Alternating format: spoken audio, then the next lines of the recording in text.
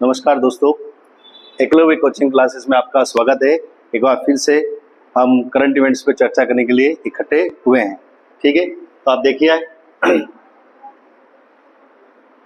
हमारा पहला प्रश्न है, किस अवधि में वंदे गंगा जल संरक्षण जल अभियान 2025 चलाया गया था। तो यहाँ पर आपको अवधि बतानी है। क्या बतानी है आपको? अवधि। प्रोग्राम कौन सा है? वंदे गंगा जल अभियान 2025। तो इसकी अवधि क्या है? ये 5 जून से 20 जून हो गई आपकी। 5 जून से 20 जून आपकी। अब देखिए, थोड़ा इसको जोड़ते हैं अपन। तो जैसे 5 जून को क्या मनाते हैं अपन? बताओ। विश्व पर्यावरण दिवस मनाते हैं। तो एक प्रश्न ये हो गया, विश्व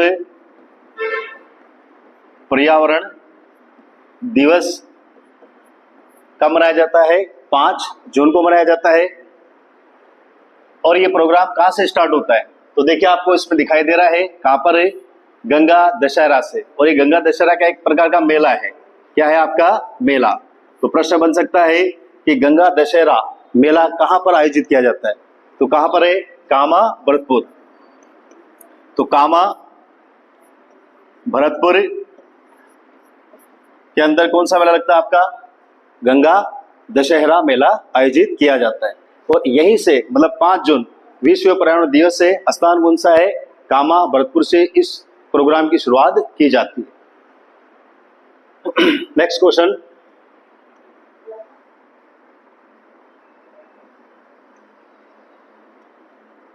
अगला आता है, राजस्थान में रामसर स्थलों की कुल संख्या वर्तमान में कितनी है? तो रामसर स्थलों की कुल संख्या वर्तमान में कितनी है? तो कितनी है? 4। कितनी है आपकी? 4। तो देखो, रामसर है क्या चीज? ठीक है, तो देखो रामसर क्या है? ईरान में एक शहर का नाम है। कहां पर है? ईरान का एक शहर है। कौन सा? रामसर। तो यहां पर क्या है, मतलब पूरे विश्व के लोग इकट्ठे होते हैं वर्ष 1971 में। 1971 में क्या होता है? यहाँ पर विश्व के सभी लोग इकट्ठे होते हैं और यहाँ पर जो आर्द्र भूमि होती है, वेटलैंड भूमि, उसको लेकर संरक्षण की बात कही जाती है। तो पहली बार तो रामसर साइड आ गई। तो रामसर शहर है कहाँ पर? तो ईरान का एक शहर है जहां पर विश्व के सभी लोग इकट्ठा होते हैं। जो भी हमारे वेटलैंड भूमि है उसका हमें क्या करना? संरक्षण करना है। जैसे कि अभी हाल ही में वर्ष 2025 में लगभग जुलाई के आसपास, जुलाई में इसका सम्मेलन कहां पर हुआ? ये करंट हो गया। इसका सम्मेलन कहां पर होता है आपका? विक्टोरिया झील, विक्टोरिया जो जलप्रपात है वहां पर हुआ। कहां पर? जिम्बाब्वे। यहां पर इसका आयोजन किया जाता है। तो पहला सम्मेलन तो कहां पर हुआ? ईरान के रामसर शहर में होता है। और हाल ही जुलाई में वर्ष 2025 में सम्मेलन कहां पर हुआ आपका? विक्टोरिया जलप्रपात है जिम्बाब्वे के अंदर, दक्षिणी अफ्रीका के अंदर, अफ्रीका महाद्वीप में। अब क्या होता है? प्रश्न ये नहीं पूछेगा। अब आपसे अगर इंडिया के परिप्रेक्ष्य में क्वेश्चन पूछेगा, वर्ल्ड के परिप्रेक्ष्य में क्वेश्चन आएगा, क्या आएगा? विक्टोरिया झील का। भाई विक्टोरिया जलप्रपात कहां पर है? तो पहला प्रश्न आपका क्या है? विक्टोरिया जलप्रपात कहां पर है? तो आपका अफ्रीका महाद्वीप में। ठीक है, यहां से एक नदी निकलती है। कौन सी नदी है? जो विश्व की सबसे लंबी नदी है। कौन सी? नील। तो यहां से नील नदी का उद्गम भी है। एक प्रश्न ये हो गया, पूछ लेगा, सीधा प्रश्न है कि जो आपकी नील नदी है उसका उद्गम स्थान कौन सा है? विक्टोरिया झील हो गई। और वहीं पे कौन सा जलप्रपात है? विक्टोरिया। अब इस विक्टोरिया जो झील है, इसके आसपास में बसे हुए शहर कौन से हैं? तो यहाँ पे 3 सबसे बड़े शहर हैं। शॉर्ट ट्रिक है आपकी UKT। यू से युगांडा, के से केन्या, टी से तंजानिया। तो ये 3 ऐसे शहर हैं जो विक्टोरिया झील के आसपास बसे हुए हैं। प्रश्न जुड़े आपस में। हमने क्या जोड़ा? कि भाई रामसर है, ये सम्मेलन पहला कहाँ पर होता है? ईरान के अंदर। और ईरान का शहर कौन सा था? रामसर। कब होता है? वर्ष 1971 में। फिर वर्ष 2025 में सम्मेलन कहाँ पर हुआ? विक्टोरिया जलप्रपात के पास में हुआ, झील के पास हुआ। फिर इससे निकलने वाली नदी कौन सी है? नील, जो विश्व की सबसे लंबी नदी है। विश्व की सबसे लंबी नदी कौन सी है? नील नदी आपकी। फिर थोड़ा और जोड़ा हमने, इस पर बसे हुए शहर कौन से हैं? यूकेटी। यूपीएससी के अंदर ये प्रश्न कई बार पूछा हुआ है। आपने आईएएस के एग्जाम देते हैं, उसमें कई बार पूछा हुआ ऑब्जेक्टिव क्वेश्चन में कि भाई विक्टोरिया झील पे बसे हुए शहरों का सही क्रम कौन सा है? तो आपका शॉर्ट ट्रिक हो गई यूकेटी, युगांडा, दूसरा केन्या, तीसरा तंजानिया। अब तंजानिया आते हैं, आपको एक प्रश्न और बन सकता है यहाँ पर। अफ्रीका महाद्वीप की सबसे ऊंची चोटी है, अफ्रीका महाद्वीप की सबसे ऊंची चोटी है। तो अफ्रीका महाद्वीप की सबसे ऊंची चोटी कौन सी है? तंजानिया। तंजानिया कौन सी? किलीमंजारो। कौन सी है? किलीमंजारो। तो ये हो गया आपकी कौन सी? अफ्रीका महाद्वीप की सबसे ऊंची चोटी कौन सी है? किलीमंजारो। कहां पर है? तंजानिया में है। तंजानिया, उसके बाद केन्या, युगांडा, ये शहर किस नदी के संगम पर बसे हुए हैं? तो विक्टोरिया झील के पास में। और हाल ही में यहाँ पर कौन सा सम्मेलन होता है? रामसर सम्मेलन आयोजित किया गया। ठीक। और इसी सम्मेलन में हमारे राजस्थान की एक झील है, कौन सी? सिल्लीसेट। कौन सी झील है? सिल्लीसेट झील है। कहां पर है? अलवर। और अलवर के राजा थे विनय सिंह, उनके द्वारा इसको बनाया गया था, विनय सिंह। तो अलवर के राजा विनय सिंह के द्वारा सिल्लीसेट झील का निर्माण करवाया गया था। ठीक है। तो इस झील को भी रामसर साइड में शामिल करने की बात कही जाती है। और रामसर साइड में टोटल अगर इंडिया की देखें तो उसमें टोटल कितने हैं? 91 धरोहर है जिन्हें रामसर साइड में शामिल किया गया। सर्वाधिक कहां पर है? तमिलनाडु में। सर्वाधिक कहां पर है आपकी? तमिलनाडु। इसको हटाना पड़ेगा यार। ठीक है। अब आ जाओ वापस राजस्थान में। तो राजस्थान की बात करें तो राजस्थान में कितने हो गए? 4। टोटल इंडिया में कितने? 91। सर्वाधिक कहां पर? तमिलनाडु। ठीक है। और राजस्थान में किसके लिए प्रस्ताव भेजा गया? सिल्लीसेट झील के लिए। कहां पर है? अलवर। निर्माता कौन है? अलवर राजा विनय सिंह, उनके द्वारा बनाया गया। अब रामसर में जैसे हम बात 4, तो 4 कौन कौन से? फर्स्ट कौन सी थी? केलादेव, घना पक्षी विहार। कहां पर है? भरतपुर। दूसरी कौन सी है? सांबर। कहां पर?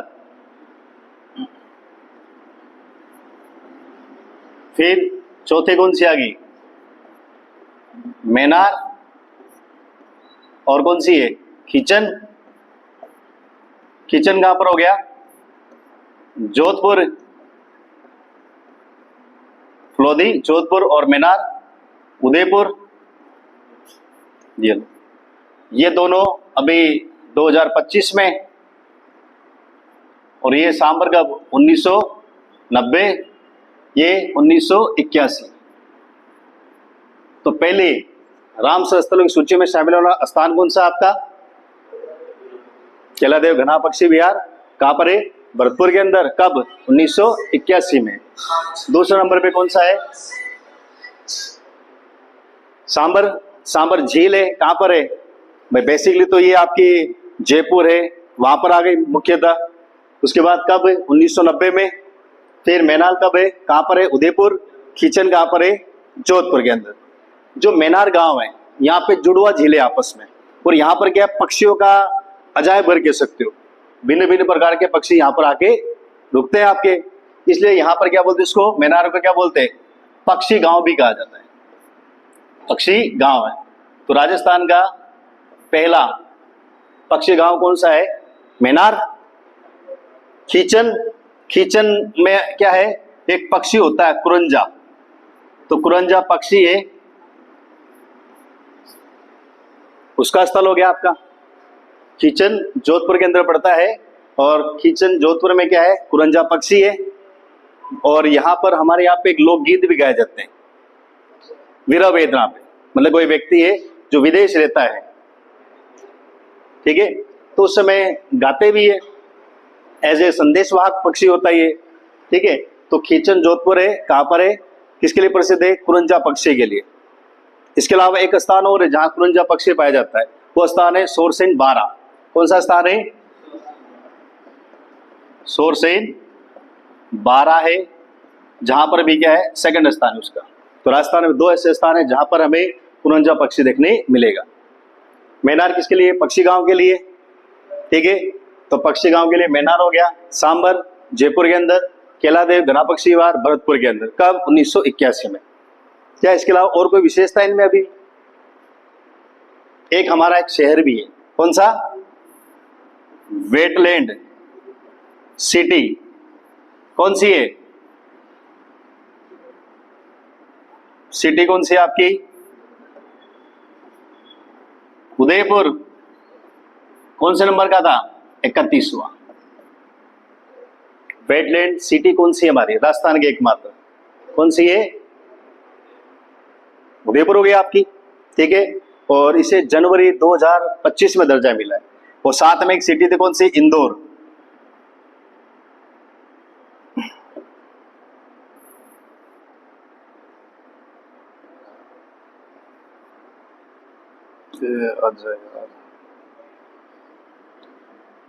कौन सा आपका, इंदौर शहर, और साथ में कौन सा हमारा शहर था प्लस ये, कौन सा, उदयपुर। इन्हें कब मिला, शायद 24 जनवरी 2025 को, ठीक है। तो जनवरी 2025 में यूनेस्को के द्वारा, मतलब इसे भी क्या घोषित किया गया, वेटलैंड सिटी के रूप में घोषित किया जाता है। तो हमारे प्रश्न जुड़ गए। अब प्रश्न पुराना पूछेगा तो अब पूछेगा कि राजस्थान में वेटलैंड सिटी के नाम से किसको जाना जाता है, उदयपुर को। कभी आपसे अंक पूछ सकता है, तो हमारे यहाँ पर उदयपुर कैसे लिख रहे हैं, यूं लिख रहे हैं 3 की तरह, तो याद रहेगा 3 यानी 30 के बाद वाला आंकड़ा ही है, ठीक है। और उदयपुर हमारे राजस्थान में एक ही है, ऐसे याद कर लो। तो 31 हुआ। उसमें अन्य शहर कौन सा है, एमपी का इंदौर भी शामिल है, तो राजस्थान का तो एक ही हमारा, ये हो गए। अब देखो इसको थोड़ा और जोड़ सकते हैं आप, भाई जो घना पक्षी विहार है, जो हमारा रामसर साइड में शामिल होने वाला पहला स्थान था, इसे यूनेस्को सूची में भी शामिल किया गया। ये हमारी कैसी धरोहर है, प्राकृतिक धरोहर है, इसे किसमें शामिल किया है, यूनेस्को सूची में। उस सूची में शामिल किया गया था कब, 1985। हो गई, दो चीजें आ गई। हमने कहा यूनेस्को सूची में किस धरोहर को शामिल किया गया, एक तो घना पक्षी विहार हमारा, ठीक है। राजस्थान के 6 किले हमारे, तो वो चीकू गाजर आम वाले सबको पता है। उसके अलावा आपका एक कौन सा हो गया भाई, जयपुर परकोटा, उसको शामिल किया गया। फिर आपका 2010 अगस्त 2010 में किसको शामिल किया था भाई, आपका जो जंतर मंतर। तो ये 4-5 ही चीजें हमारी, तो उसमें प्राकृतिक धरोहर कौन सी, ये है। बाकी जंतर मंतर हमारी सांस्कृतिक धरोहर है। उसके बाद दूसरा स्थान जयपुर परकोटा, वो भी कैसा है, ये ऐसा ही है, सांस्कृतिक। तीसरा कौन सा हो गया, वो 6 किले हमारे, वो सारे किसमें, यूनेस्को सूची में शामिल किए गए। और इसी तरह हमने बता दिया, ये जोड़ दिया, ये रामसर साइड में भी आता है, ठीक है, याद रहेगा। हमने कहा राजस्थान के रामसर साइड में कुल आप कितने स्थान है, 4 स्थल हो गए, चारों आपके सामने नाम है। इसके अलावा हमने कहा हाल ही में इसको लेकर कोई सम्मेलन हुआ, हमने कहा हुआ, कहाँ पर हुआ, तो आपका बोला विक्टोरिया झील। कहाँ पर है, अफ्रीका महाद्वीप में है, जिम्बाब्वे के अंदर, जहां पर यह सम्मेलन आयोजित किया जाता है। जहां पर क्या कहा गया कि हमारी सिल्लीसेट झील को भी शामिल करो।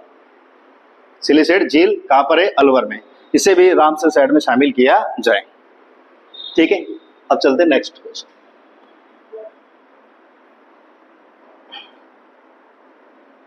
अब देखिए प्रश्न क्या है, 2025 में मरुस्थलीकरण और सूखे से निपटारे के लिए, किसके लिए, एक तो आपका मरुस्थलीकरण आ रहा है और सूखे से निपटाने के लिए राष्ट्रीय स्तर पे कार्यशाला किस शहर में आयोजित की गई।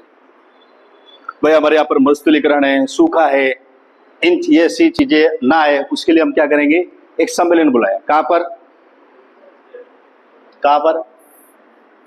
जोधपुर। कहां पर सम्मेलन आयोजित होता है आपका, जोधपुर में होता है। प्रश्न ध्यान से पढ़ो। मरुस्थलीकरण और सूखे को लेकर राष्ट्रीय स्तर पर कार्यशाला या मीटिंग बोल दो आप, कहां पर आयोजित की गई? आपकी जोधपुर में की जाती है। ठीक है, अब हमने कहा सूखा अकाल हमारे यहाँ पर पड़ता ही रहता है, पड़ता ही नहीं पड़ता है। और बेसिकली ये समस्या कहाँ की है? राजस्थान की 4 वर्गीकरण करते हैं हम। पश्चिमी रेतीला प्रदेश, मध्य में रीढ़ की हड्डी अरावली, पूर्वी मैदानी प्रदेश और दक्षिण पूर्वी पठारी प्रदेश। इस प्रकार 4 भाग हैं और चारों प्रदेश की अपने एक अपने आप में बोल सकते हैं पर्यावरण को लेकर एक विशेष प्रकार की समस्या है यहाँ पर। उनके लिए केंद्र सरकार, राज्य सरकार की ओर से कई प्रोग्राम चलाए जाते हैं। ठीक, जैसे हम बात करें, देखो पहले तो ये आता है, ये क्या है? पारिस्थितिकी समस्या हमारे,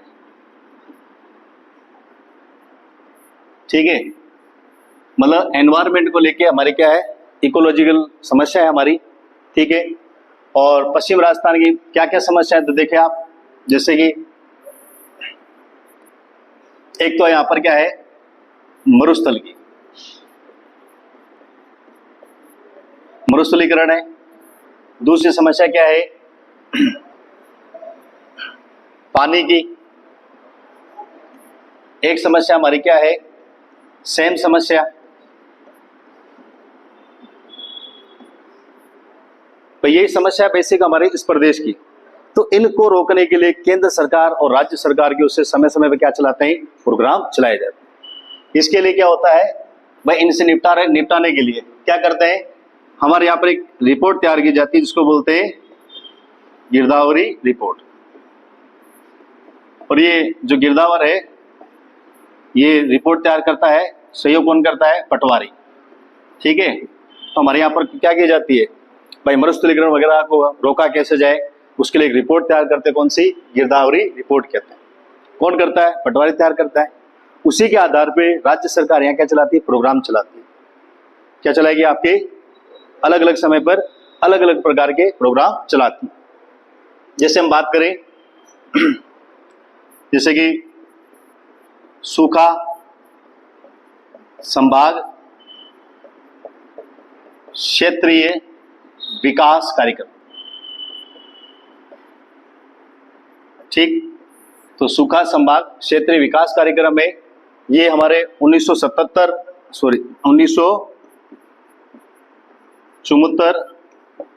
में चलाया गया। ठीक है, और कितने? लगभग 11 डिस्ट्रिक्ट इसमें शामिल थे हमारे।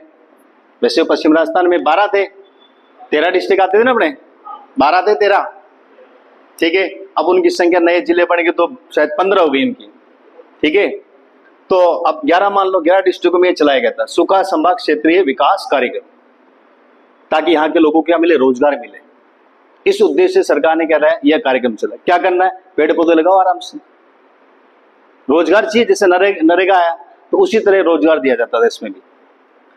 तीसरा आप देखिए, मरु विकास कार्यक्रम। विकास कार्यक्रम है आपका, यह 1977-78 में चला आपका। ठीक है, तो मतलब जो एरिया आपके जैसे मरुस्थलीकरण, उसको रोकने के लिए सरकार ने कार्यक्रम चला दी। इस तरह हमने कहा यहाँ पर एक समस्या क्या है? पानी को लेकर, मतलब यहाँ पर पीने के लिए पानी नहीं है, और जो पानी है वो भी क्या हो रहा है? प्रदूषित हो रहा है।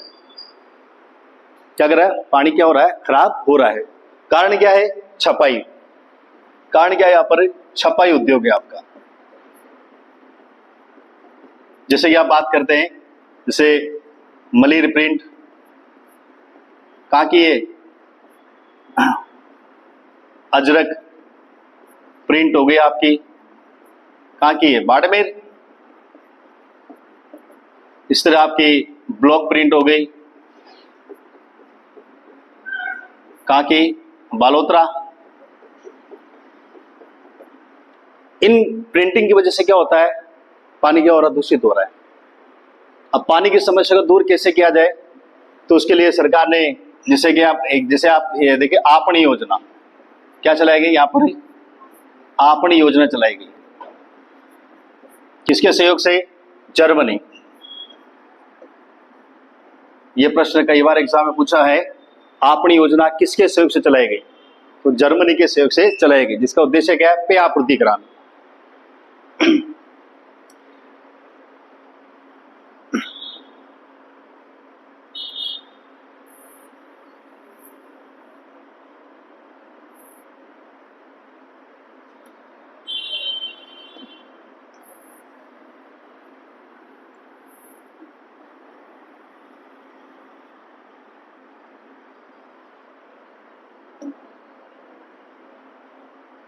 क्या कहाँ गया वो?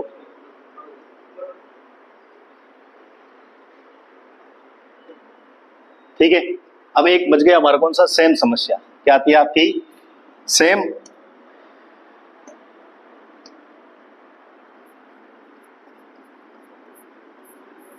तो पश्चिम राजस्थान की एक मुख्य समस्या ये भी है।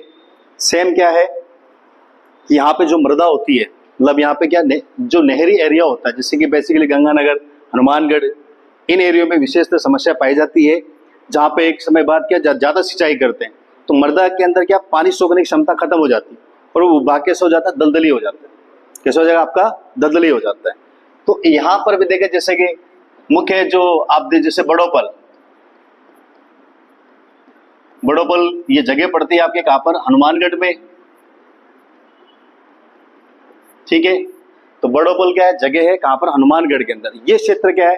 इससे सेम समझ ज्यादा प्रभावित हो रहा है वर्तमान के समय। अब इसका इलाज क्या है? तो हमने कहा भाई दो इलाज है इसके। एक तो क्या करें?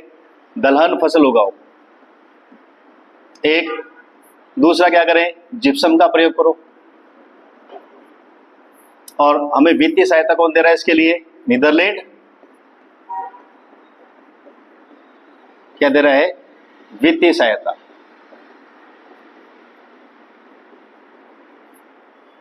तो सेम समस्या है।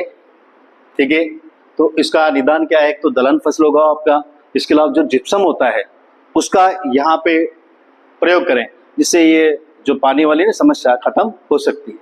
प्रभावित सबसे बड़ा क्षेत्र कौन सा है? तो बड़ोपल हो गया आपका, जो कहाँ पर है? आपका हनुमानगढ़ के अंदर। सहायता कौन सा देश दे रहा हमें? नीदरलैंड। जानते हैं नीदरलैंड कहाँ पर है? यूरोप महाद्वीप के अंदर। ठीक है, तो वो देश हमें क्या दे रहा है? पैसा दे रहा है, भाई साहब ये समस्या दूर करो आप।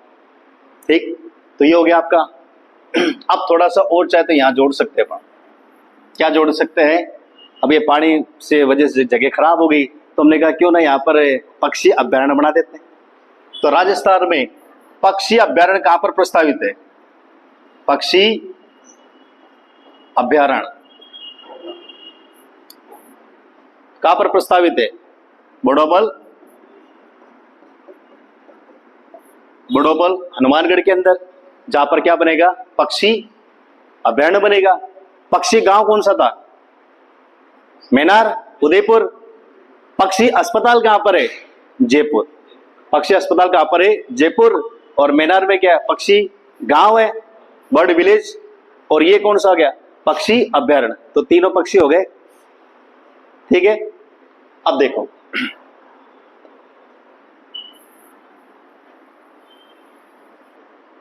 इसको मिटाते हैं।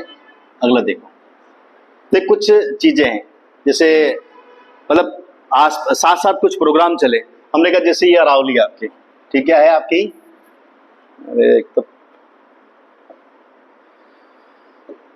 ये अरावली मान लेते हैं ऐसे। ठीक है, ये पश्चिम राजस्थान हो गया, ये हमारा पूर्वी मैदान हो गया।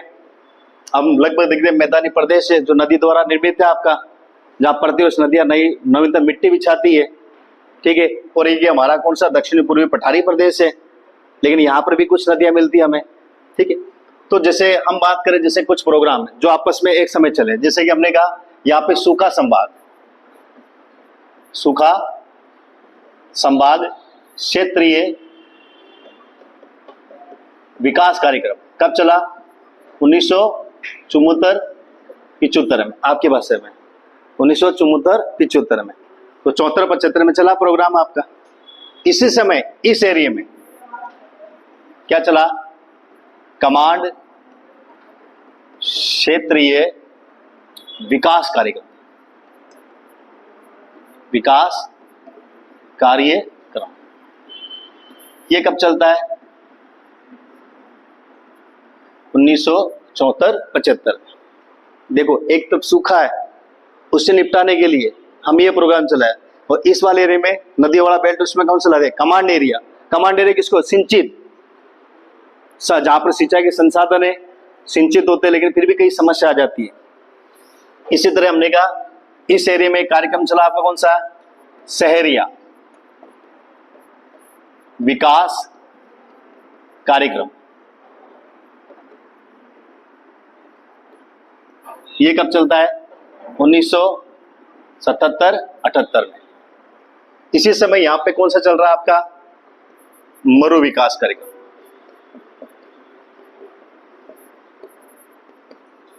कार्यक्रम कब चलता है, 78। याद हो रहा है भाई, हमारे 4 प्रोग्राम है जो हमने कहा, एक इस तरफ ये चला तो उस समय यहाँ ये चला, इधर ये चला तो उस समय यहाँ ये चला, याद रह सकता है। तो सूखा कब चला, 77 में, 77 में, सॉरी 74 और 75 में। इधर कौन सा आ गया, कमांड, और यहाँ पर कौन सा है, शहरिया, ठीक है। और ये कौन सा, मरु, तो शहरों में जाके मरु, साथ साथ ऐसे याद कर लो भाई, मरु तो मरु क्या कैसे मरे, तो शहरों में जाके साथ साथ मरेंगे, साथ साथ मरेंगे तो ठाट हो जाएंगे, 8 भी याद रह जाएगा, ठीक। तो याद रहेगा कि मरुस्थलीकरण और सूखा निपटाने के लिए राष्ट्रीय स्तर पे कार्यशाला का आयोजन कहां पर किया जाता है आपका, कहां पर किया गया, जोधपुर, ठीक।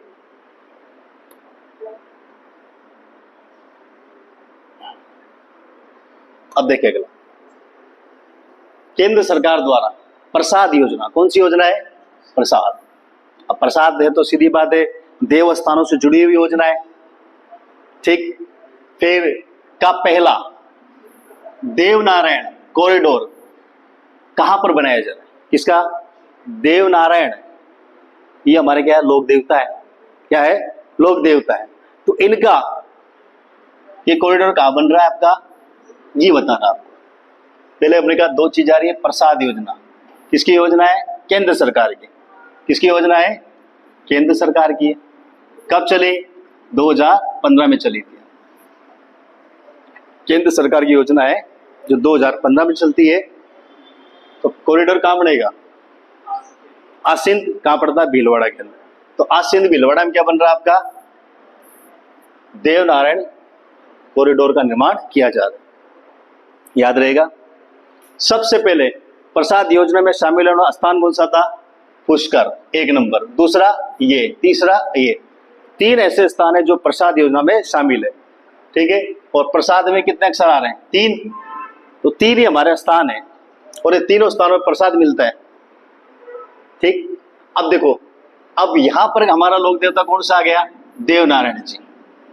अब लोक देवता चीज क्या होते हैं, किसको कहते हैं लोक देवता,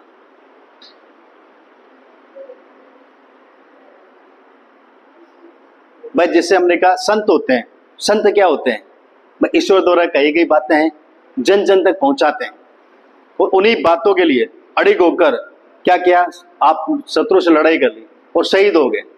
कोई गायों की रक्षा करते हुए, कोई स्त्रियों की रक्षा करते हुए शहीद हो गए, वो क्या बन गए, लोक देवता, ठीक है। इसी तरह हमारे लोक देवता कौन से, देवनारायण जी। अब 2 बातें देवनारायण जी करते हैं, देखो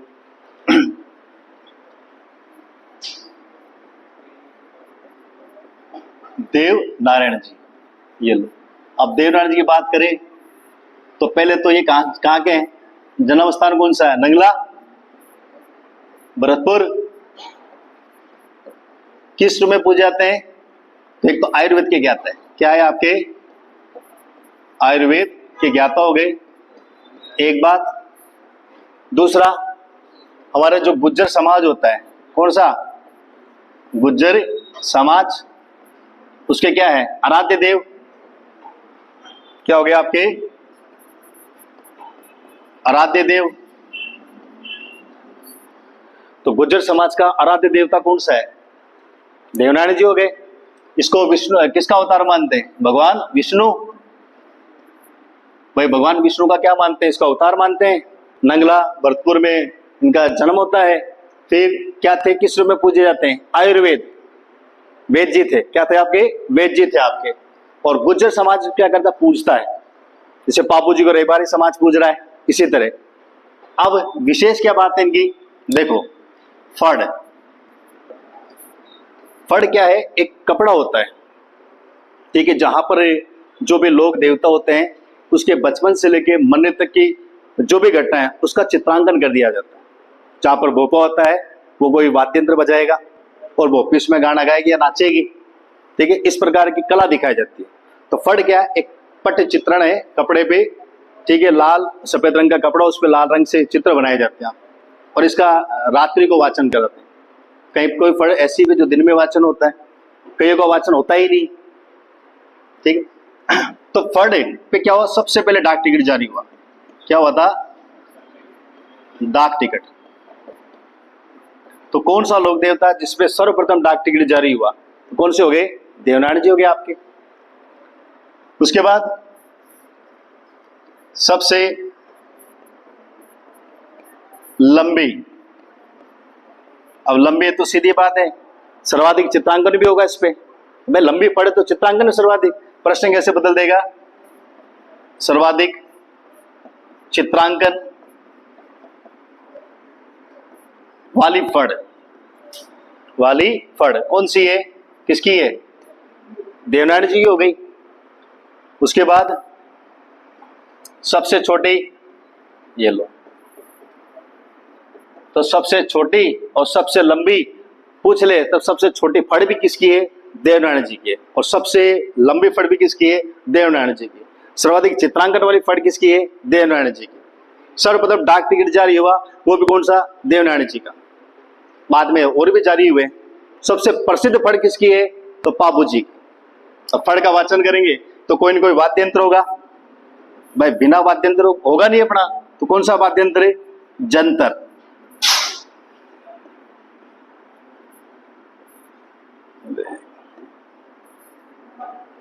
तो जंतर वाद्य यंत्र हो गया।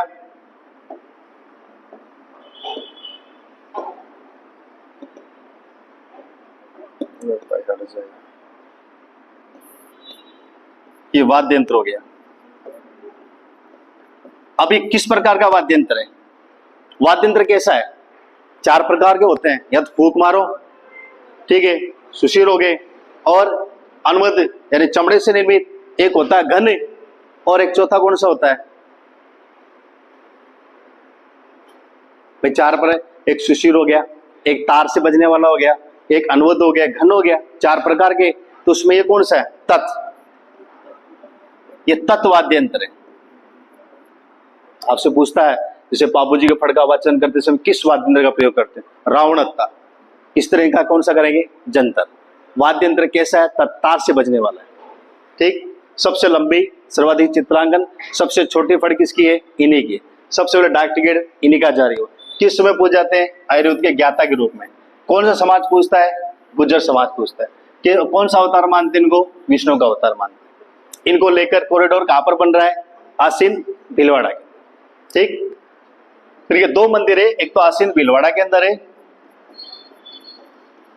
एक आपका है देवधाम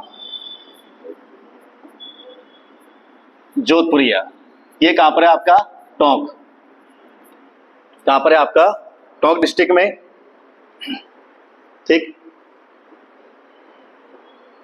अब देखो एक ऑप्शन हो गया, अब ये दो का और करते हैं अपन, इनको और देखते हैं।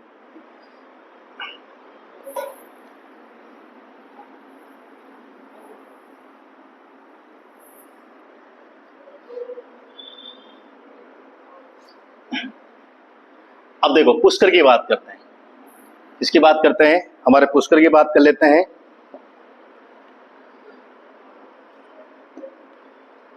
तो पुष्कर, पुष्कर में क्या चीज है भाई, पुष्कर क्या किस चीज लिए फेमस है, देखो पुष्कर क्या है, वर्मा जी के लिए, किसके लिए, वर्मा जी हो गए हमारे, ठीक है। तो पुष्कर हमारा क्या है, हिंदू धर्म का मुख्य केंद्र बिंदु है, जहां से उसकी उत्पत्ति मानी जाती है। और हम ब्रह्मा जी किस रूप में पूछते हैं, सृष्टि का निर्माता। भाई ब्रह्मा जी क्या है, सृष्टि का क्या है, निर्माता। एक बात, इस जो सृष्टि बनी है इसका निर्माण कब हुआ, तो हम बात करेंगे चैत्र शुक्ल एकम। यह प्रश्न कई बार पूछा हुआ है, क्योंकि इस दिन हमारे हिंदी कैलेंडर के अनुसार नववर्ष की शुरुआत होती है चैत्र मास से, मध्य मार्च से मान लो आप, तो मध्य मार्च से हमारा चैत्र चालू हो जाता है। इधर हमने होली मनाई, इधर चैत्र लगा, ठीक। तो चैत्र शुक्ल एकम को क्या किया गया, ब्रह्मा जी द्वारा सृष्टि का निर्माण किया जाता है। अब भगवान थे भाई, भगवान पूजा करेंगे किसी न किसी देवता की, तो इस तरह हम कहते हैं यहाँ पर जैसे 2 नवरात्र, नवरात्रा वर्ष में कितनी बार आते हैं, 2 बार। नवरात्रा कितनी बार आते हैं आपके, 2 बार आते हैं। कब कब, एक तो चैत्र में, एक अश्विन माह में, ठीक है। ये ग्रीष्म काल में, ये शरद ऋतु में आते हैं, ठीक। तो सृष्टि का निर्माता कौन हो गया, ब्रह्मा जी हो गए। कब निर्माण किया, तो चैत्र शुक्ल एकम को। क्या किया उसने, शक्ति के देव की पूजा करी। शक्ति के देव की पूजा कितनी बार करते हैं, साल में 2 बार। कब, चैत्र में और अश्विन माह के अंदर, चैत्र और अश्विन माह के अंदर इसकी हम क्या करते हैं, सभी देवी देवताओं की पूजा करते, देवियां, ठीक। अब देखो ब्रह्मा जी हो गए, तो ब्रह्मा जी का मुख्य केंद्र बिंदु कौन सा है, पुष्कर अजमेर, ठीक। अब हमने क्या खोला इनके लिए, ब्रांचे, ये हेड ऑफिस हो गया। अब ब्रांच कहाँ कहाँ खोली, एक हमने कहा छींच, ये कहाँ पड़ता है, बांसवाड़ा। तो पहला हम ये मान लो एक हेड ऑफिस यहाँ हो गया, ब्रांच यहाँ पर हो गई। दूसरा कहाँ पर है, कुसुमा सिरोही, कहाँ पर है, सिरोही। एक आसोत्रा बाड़मेर, आसोत्रा बाड़मेर। तो राजस्थान में ब्रह्मा जी के हमारे 4 केंद्र बिंदु है। मेन ऑफिस तो कहाँ है, पुष्कर अजमेर के अंदर। इसके अलावा छोटे छोटे ब्रांचें कहाँ खोली, छींच बांसवाड़ा के अंदर, जिसे ब्रह्म नगरी के नाम से जाना जाता है। फिर कुसुमा सिरोही है, तीसरा चौथा कौन सा, आसोत्रा बाड़मेर के अंदर। इसके अलावा पुष्कर को क्या कहते हैं, ब्रह्मा जी का केंद्र बिंदु। एक तो ये हो गया, पुष्कर में है क्या, देखो पुष्कर में हमारे यहाँ क्या लगता है, मेला लगता है। पुष्कर मेला लगता है, क्या लगता है यहाँ पर, पुष्कर में मेला। कब लग रहा है, तो कार्तिक की पूर्णिमा, भाई कार्तिक पूर्णिमा क्या लगता है, पुष्कर मेला लगता है। और इस मेले को हम क्या कहते हैं, राजस्थान का रंगीला मेला कहा जाता है। राजस्थान का क्या कहते हैं इसको, रंगीला मेला कहते हैं। तो राजस्थान का रंगीला मेला, क्यों अन्य राजस्थान में मेले नहीं लगते क्या, लगते हैं, उनको नहीं उपाधि दी हमने, इसी को क्यों कहा हमने राजस्थान का रंगीला मेला, कुछ तो होगा पीछे लॉजिक। देखो ये 3 चीजों के लिए फेमस है। नंबर 1, जब ये मेला लगता है उस समय धार्मिक अनुष्ठान होते हैं आपके, एक। दूसरा पशु व्यापार होता है, विशेषतः ऊंट का व्यापार, क्या होता है यहाँ पर, ऊंट का व्यापार हो। तीसरा, यहाँ पे पर्यटन के रूप में भी विदेशी लोग आते हैं। बैलून महोत्सव मनाते उस समय हम, साथ ही में हमारे जिस मट की दौड़ हो गई, मोरी रेस हो गई, ये दौड़ भी आयोजित कराई जाती है। तो इसलिए इसको क्या बोलते हैं, राजस्थान का रंगीला मेला। तो पर्यटन प्लस पशु व्यापार प्लस धार्मिक अनुष्ठान, इन तीनों दृष्टि से क्या है, ये महत्वपूर्ण मेला है। अतः इसको क्या बोलते हैं, राजस्थान का रंगीला मेला कहते हैं, ठीक। याद रहेगा, पुष्कर ब्रह्मा जी के उपरांत कौन सा आ गया, मेला हो गया, राजस्थान रंगीला मेला। कब लगता है, कार्तिक की पूर्णिमा को लग रहा है, ठीक।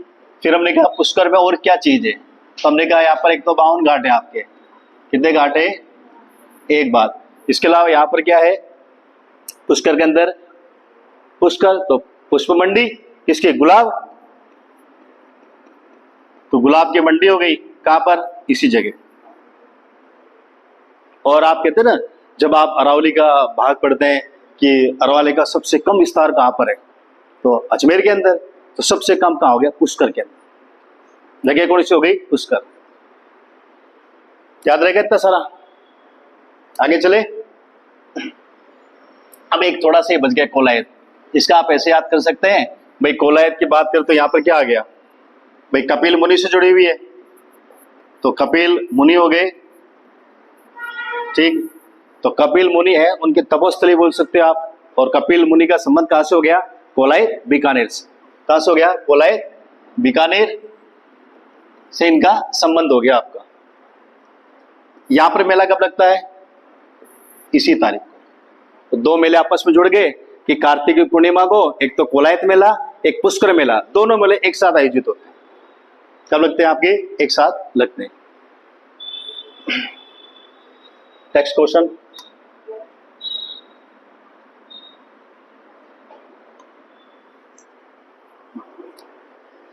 अगला क्वेश्चन देखें आप। समझ आ रहा है सबको? इतना इतना जाना चाहिए, ठीक है। अब देखिए अगला, राजस्थान में पैदा होने वाली सांगरी, किसकी बात हो रही है? सांगरी की बात हो रही है। किसकी बात हो रही है? सांगरी को जीआई टैग मिला है। हमने अभी हाल ही में, ये हमारा 17वां खाद्य से जुड़ा हुआ उत्पाद है जिसको हमने क्या दिलाया? जीआई टैग, ग्लोबल इंडेक्स होता है, एक भौगोलिक पहचान दिलाई हमने। जैसे बीकानेरी भुजिया हमारी, हमारे ब्रांड एक प्रकार से, ठीक। तो ये सांगरी है, इसके उत्पादक जिले कौन से हैं? अब पहले बात तो सांगरी है, लगती किस पर वो पता लगाना पड़ेगा ना, किस पे लगती है, उसके बाद उत्तर मिलेगा। हमने कहा भाई किस पे? खेजड़ी। जो खेजड़ी का वृक्ष होता है उस पे क्या लगती है?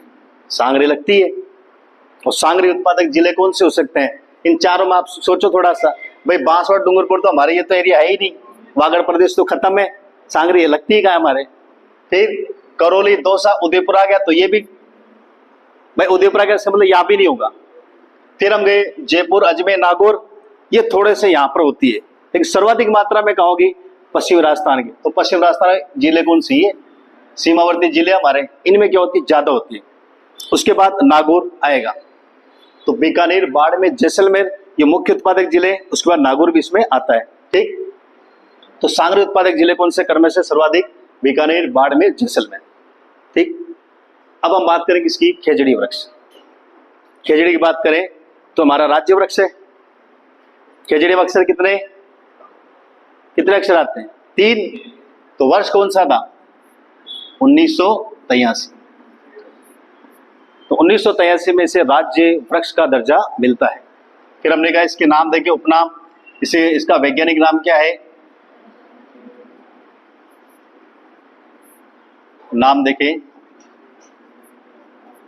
प्रोसेपिस सिनेरिया। और इसके अलावा उसको क्या कहते हैं? इसको शमी कहा जाता है।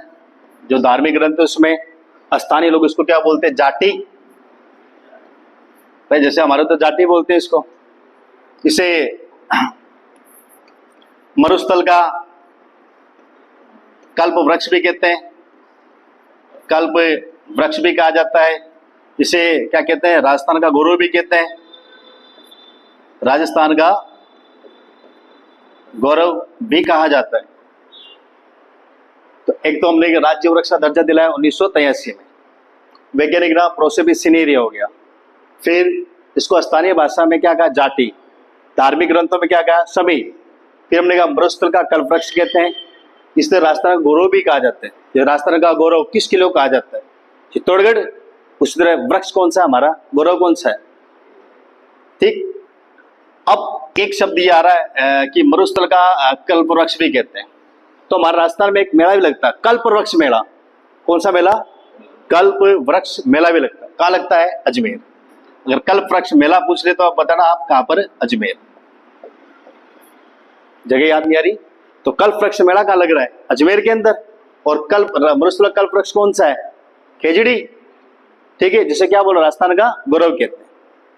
अब खेजड़ी का पेड़ होता है तो उस पर कुछ तो लगेगा, तो देखते क्या क्या लगता है। हमने कहा देखो, सबसे पहले इसमें फूल होता है। फूल को क्या बोलते हैं? मिंजर। क्या कहते हैं? मिंजर। इसमें जो फली होती है उसे क्या बोलते हैं? सांगरी। क्या कहते हैं इसको? सांगरी। जो इसमें पत्तियां होती है, पत्तियों क्या बोलते हैं?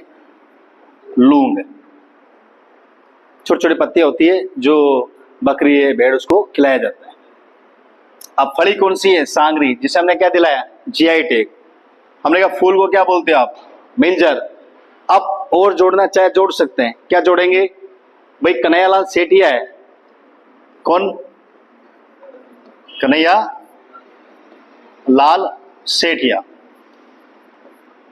इसको हम क्या बोलते हैं? राजस्थान का विश्व पितामह। राजस्थानी भाषा को इसने पहचान दिलाई और कई ग्रंथ लिखे, जैसे मिंजर, लीलटास, अधोरिकाल, गलगच्छियो, पाथल पीथल।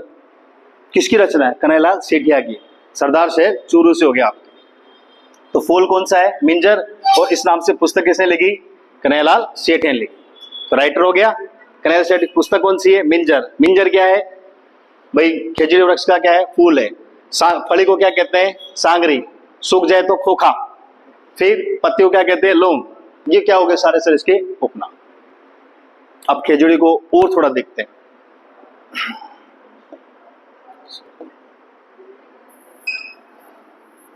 समझ आ रहा है? मुझे कम समझ आ रहा है यार, एक तो ये भाग जाते हैं तो। ठीक है, तो अब देखिए आप आगे। तो हमने कहा खेजड़ी वृक्ष हो गया हमारा, कल्प वृक्ष है। थोड़ा सा और देखते हैं खेजड़ी के बारे में। ठीक है, तो देखो एक आता है पर्यावरण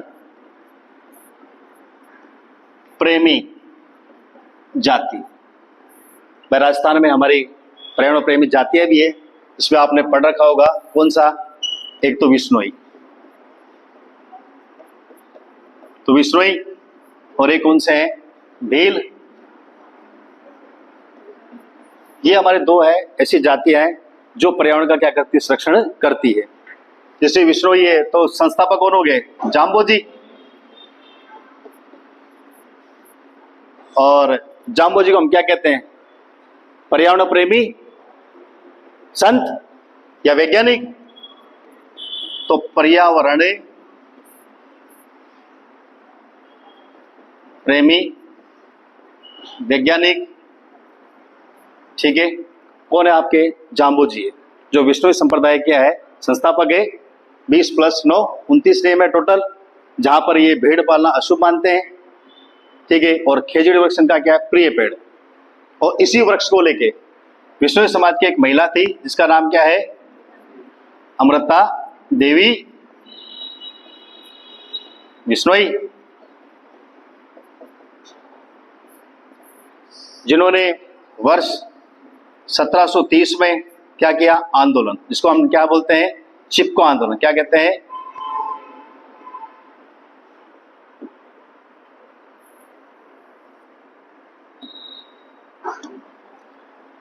कौन सा हो गया आपका? चिपको आंदोलन। ठीक है, तो 1730 की घटना है। उस समय जोधपुर के महाराजा कौन थे आपके? अभय सिंह हो गए, और उनको आवश्यकता पड़ी महल बनाने के लिए लकड़ी की। तो यहाँ पे जो दीवान थे गिरधारी सिंह जी, वो अपना दल बल लेके निकल गए और वहां जाते हैं और पेड़ काटने लगते हैं। और उसी टाइम जो विश्नोई समाज की महिला और पुरुष है वो पेड़ों से लिपट जाते हैं, काटने ही नहीं देंगे। और ऐसे में 363 कितने लोग? 63 लोग क्या हो जाते हैं? शहीद हो गए। और नेतृत्वकर्ता कौन थे? अमृता देवी विश्नोई। कौन सी है? अमृता देवी विश्नोई नेतृत्वकर्ता हो गई आपकी, और पतिदेव रामोजी विश्नोई साथ। और ऐसे 363 लोग मारे जाते हैं।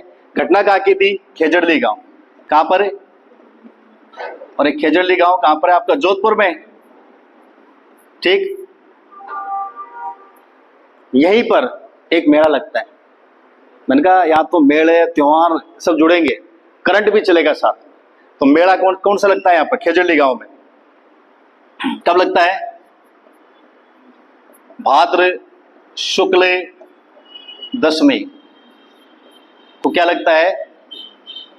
विश्व पर्यावरण मेला। ये लो, अब आपसे पूछ लेगा विश्व पर्यावरण मेला कब लगता है? कहाँ लगता है? खेजड़ली गांव में। कब लगता है? तो भाद्र की शुक्ल दशमी को लगता है। क्यों लगता है भाई? यहाँ पर अमृतदेव विष्णु के नेतृत्व में 363 लोग शहीद हो जाते हैं, इसलिए लगता है।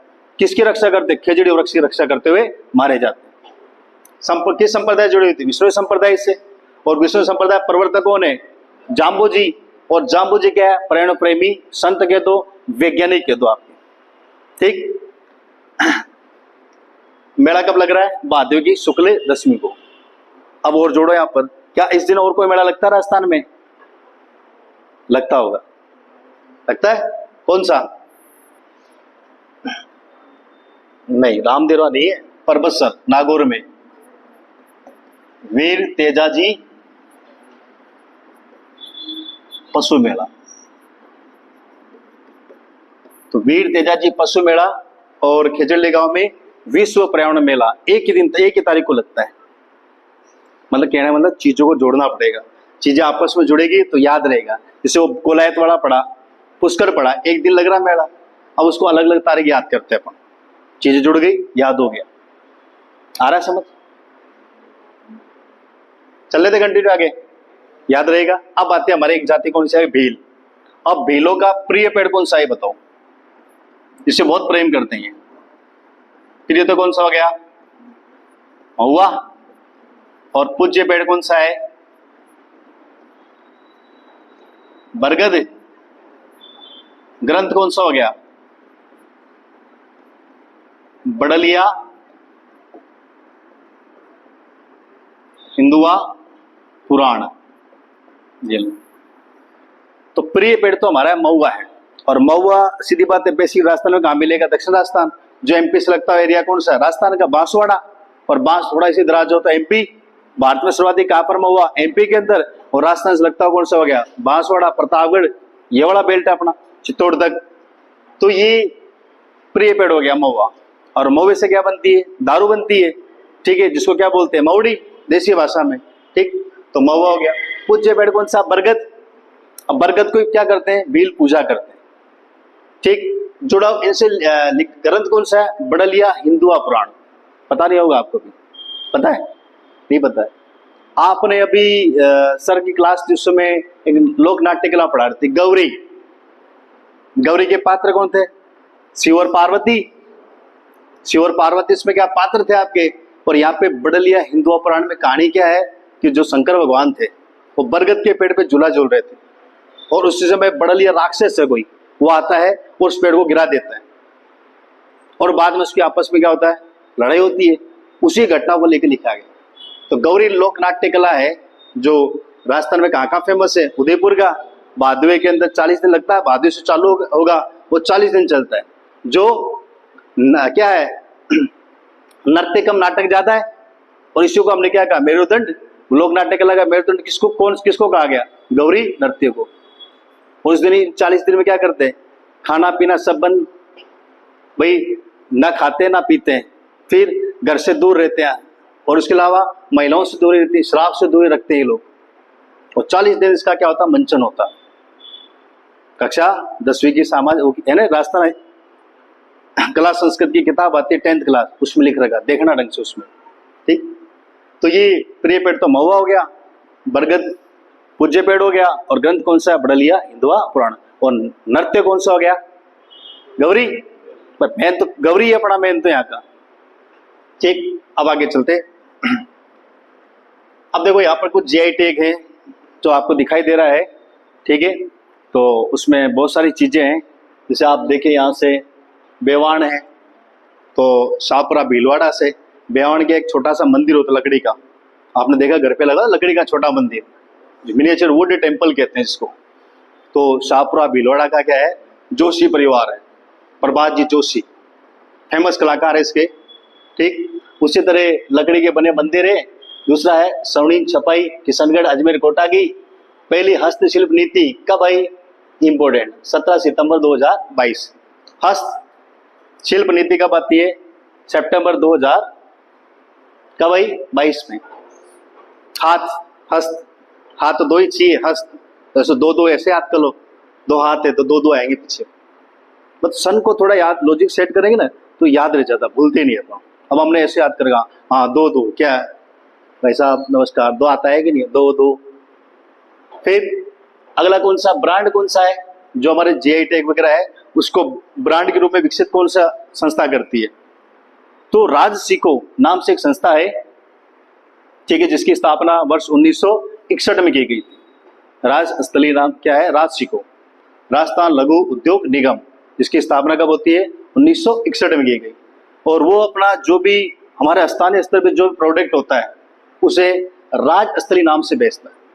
जैसे ब्लॉक स्तर पे छोटे छोटे क्लस्टर बना दिए, वहां से चीजें कलेक्ट करेंगे, उसको फिर जयपुर भेजा, जयपुर से दिल्ली, दिल्ली से अन्य स्थानों पे भेजा जाता है, और उससे क्या होता है, जो बना रहा है उसको वास्तविक कीमत मिल जाती है। तो राजस्थली क्या करती है? वस्तु का विक्रय करती है। किस नाम से करती है? राजस्थली नाम से, ठीक है। फिर हमने कहा जैसे हाथी दांत की चूड़ियां जयपुर, पाली, लाख का काम कहाँ पर है? तो आपका सीकर, बूंदी, जयपुर यहाँ पर हो गया। कशीदाकारी भी आपकी बीकानेर हो गई, उस्ता कला बीकानेर से हो गई, बीकानेरी भुजिया कहाँ से हो गई? बीकानेर। इस तरह आपके कौन से आए? पोखरण पोल्ट्री जैसलमेर से हो गई। देखो अब इसमें नाम देखते आपको याद आ जाता है कि जिले से जुड़ी हुई है, वह वो चीज वहां से जुड़ी होगी। जैसे थेवा कला आप देखेंगे यहाँ पर कहाँ की है? प्रतापगढ़ की, नाथूजी सोनी, ठीक है, ये प्रसिद्ध कलाकार हैं। और होता क्या है, बेल्जियम का एक हरे रंग का कांच है, उस पर सोने चांदी नक्काशी करते हैं, ठीक। फिर आपकी कोटा से कोटा डोरिया लोगो, ये वैसे याद रह जाते हैं। मसूरिया साड़ी आपको याद रह जाएगी। बगरू, सांगानेरी, ब्लू प्रिंट, ये कहाँ की होगी? जयपुर की होगी आपकी। इस तरह आपकी कठपुतली कहाँ पर आ जाएगी? उदयपुर। फिर हमने कोफ्तागिरी कहाँ पर? उदयपुर। फिर आप ये मकराना का संगमरमर कहाँ पर हो गया? नागौर हो गया आपका। तो ऐसे थोड़ा सा नक्शा बनाएंगे, याद करेंगे तो याद हो जाएगा। और वैसे भी वो स्थान पता रहता है कि ये यहाँ की चीज ही फेमस है। अब थेवा कला आते आप कर सकते हो, राइट, कहाँ की? प्रतापगढ़ की है। ब्लू प्रिंट आएगी या ब्लू पोट्री आएगी, फटाक से बता देंगे कहाँ की है? जयपुर की है। पोखरण पोट्री कहाँ की? जैसलमेर। बीकानेर भुजिया, और बीकानेरी भुजिया ये पहला ऐसा था जिसको जीआई टैग मिला था। पहली बार जीआई टैग किसे दिया गया था? बीकानेरी भुजिया को दिया गया था, इसको पहला जीआई टैग, ठीक है। अगली क्लास में देखेंगे। और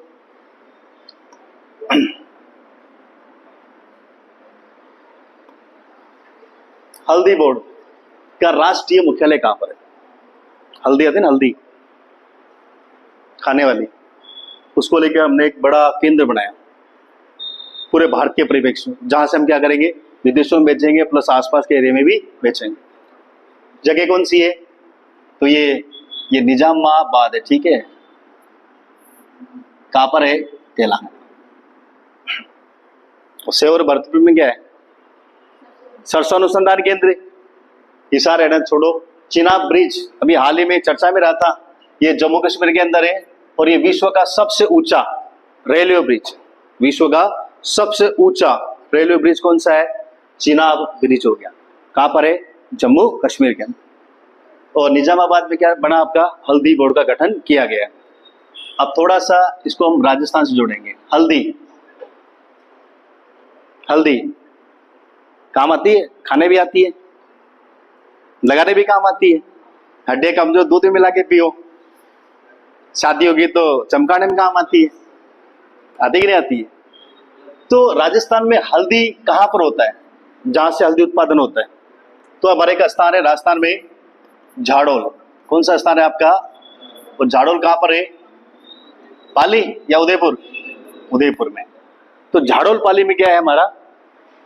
हल्दी उत्पादन, मतलब हल्दी का जो उत्पादन राजस्थान में होता है ना, कोई स्थान है, वो जगह कौन सी है? झाड़ोल पाली है। तो हल्दी हो गई। और हम जैसे आप कहते हैं ना, जैसे अब ये क्या बोलते हो आप, हल्दी जैसे शादी ब्याह में लगाते हैं अपना, तो देखो उसको हम क्या बोलते हैं? पीठी।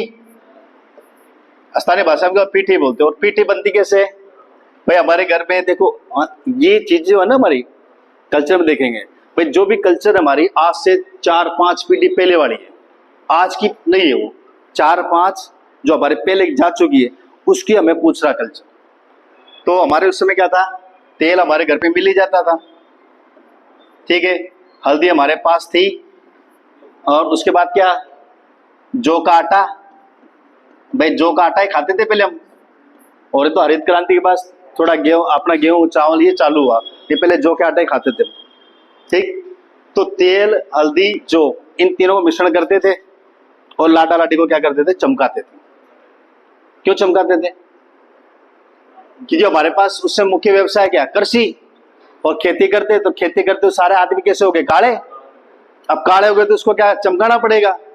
इधर लाटी के घर वाले, तो लाटे के घर वाले चमका रहे हैं ताकि थोड़ा मतलब थोड़ा अलग दिखाई दे लोगों से, बड़ा डिफरेंट दिखना चाहिए ना आदमी, नहीं तो सारे एक जैसे कौन दूल्हा पता ही नहीं लगे। ये चीज आई। अब हमारे पास क्या हो गया, अब ये धीरे धीरे चीज क्या होती है, खत्म होती जा रही है। इसके स्थान पे स्थान किसने ले लिया, ये लो ब्यूटी पार्लर। अब ये चीज कहां चली गई, ब्यूटी पार्लर में समा गई। अब तो बस थोड़ा सा लगाना, ज्यादा मत लगाना। और मेहंदी वो क्या है, हल्दी रस्म और मनाने लगे आजकल, ठीक है। तो याद रखे, तो तेल, हल्दी, जौ का आटा है, इससे क्या बनती, पीठी बनती थी, इससे चमकाने में काम लेते थे अपन। और अब इस स्थान किसने ले लिया, ब्यूटी पार्लर। अब देखिए, अब याद रहेगा, हल्दी हम लगा देते हैं तो झाड़ते ही नहीं झाड़ते हैं, तो झाड़ोल उदयपुर झाड़ दिया हमने, हल्दी लगा के झाड़ दिया। और हल्दी के लिए क्या चाहिए, तेल, तो तेलंगाना में क्या हो गया, हल्दी बोर्ड। हल्दी राजस्थान में कहां पर, झाड़ोल उदयपुर में। और उसके बाद हमने कहा ये सारी चीजें हो गई, ठीक। अब चलते हैं आगे।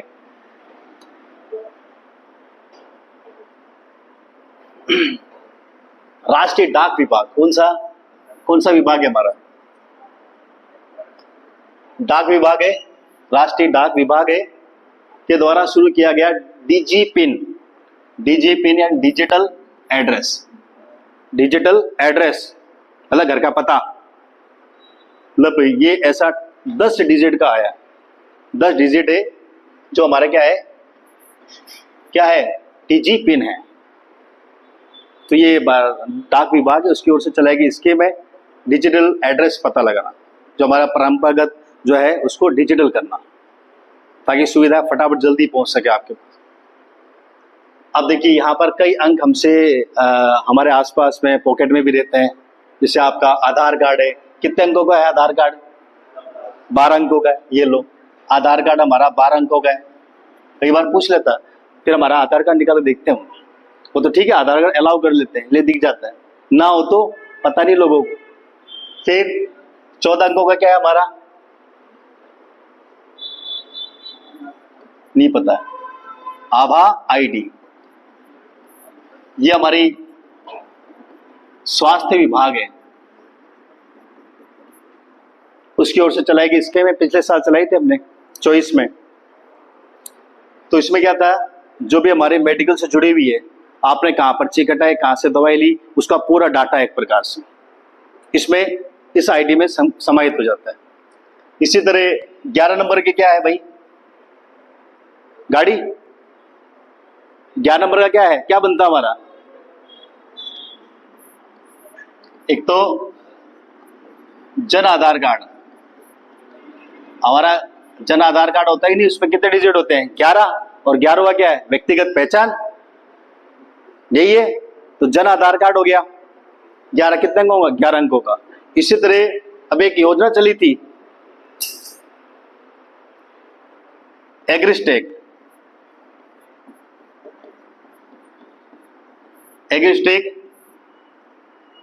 आईडी, किससे जुड़ी, अब एग्री, तो एग्री से एग्रीकल्चर यानी किसान की आईडी है, इसकी ये किसान आईडी होगी। ये भी कितने अंकों की है, 11 अंकों का। मतलब यहाँ पर 11 अंक है उसमें, जहां पर उस किसान का पूरा रिकॉर्ड मिलेगा। राज्य सरकार, केंद्र सरकार की जो भी स्कीम है उसके लाभ उसको दिए जाएंगे। तो उसके लिए एक आईडी बनाएगी। जैसे फास्टैग में क्या होता है, पैसा होता है, गाड़ी चलती खत्म, रोक दो साइड में, उस तरह सारी योजना इसमें है आपकी। तो एग्रीस्टेक किससे जुड़ा है, किसानों से जुड़ा हुआ है। ये 5 फरवरी 2025 से 31 मार्च 2025 तक चला है। और ये एग्रीस्टेक जो इसका पायलट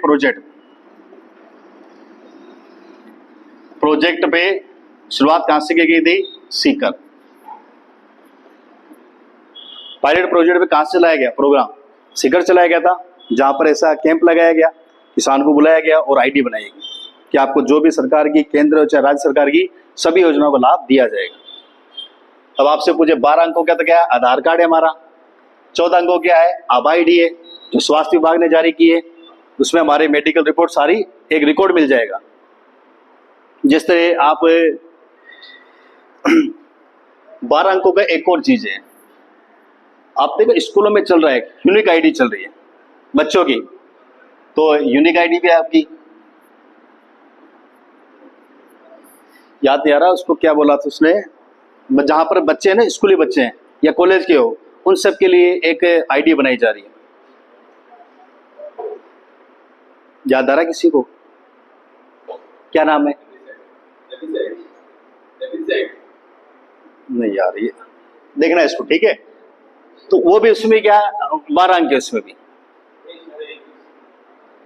ठीक है। 11 वाले हमारे 2 हो गई। एक तो जन आधार कार्ड 11 अंकों का, एग्रीस्टेक योजना है उसमें जो किसान आईडी वो भी 11 अंकों की। अभी पूछ सकता है, आजकल अंक ज्यादा पूछता है, वो इतना नजदीक दे देगा यार, कौन सा हो सकता है, दिमाग खराब हो जाता है उस समय। ध्यान रखना, ये सारे अंक वाले क्वेश्चन आ गया, गणित बिगड़ जाएगी, तो ये थोड़ा देखना आप, ठीक है। नेक्स्ट क्वेश्चन देखते हैं।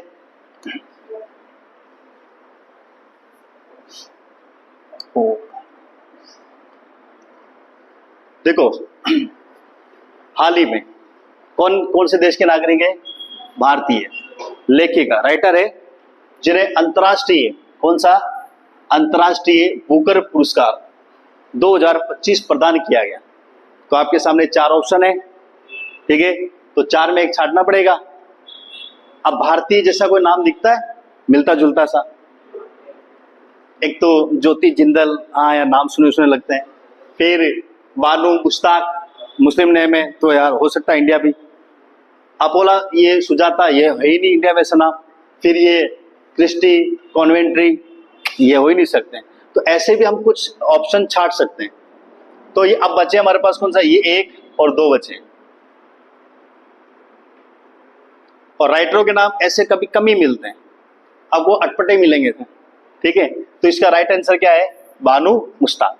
और बानू मुश्ताक देखो ये रही, दिख रही है, ठीक है। और इसकी पुस्तक कौन सी है, हार्ट लैम्प, ठीक है। और ये क्या है, ये जो पुस्तक लिखी गई कौन सी भाषा में थी, कन्नड़ भाषा। ये क्या है, कन्नड़ भाषा की है।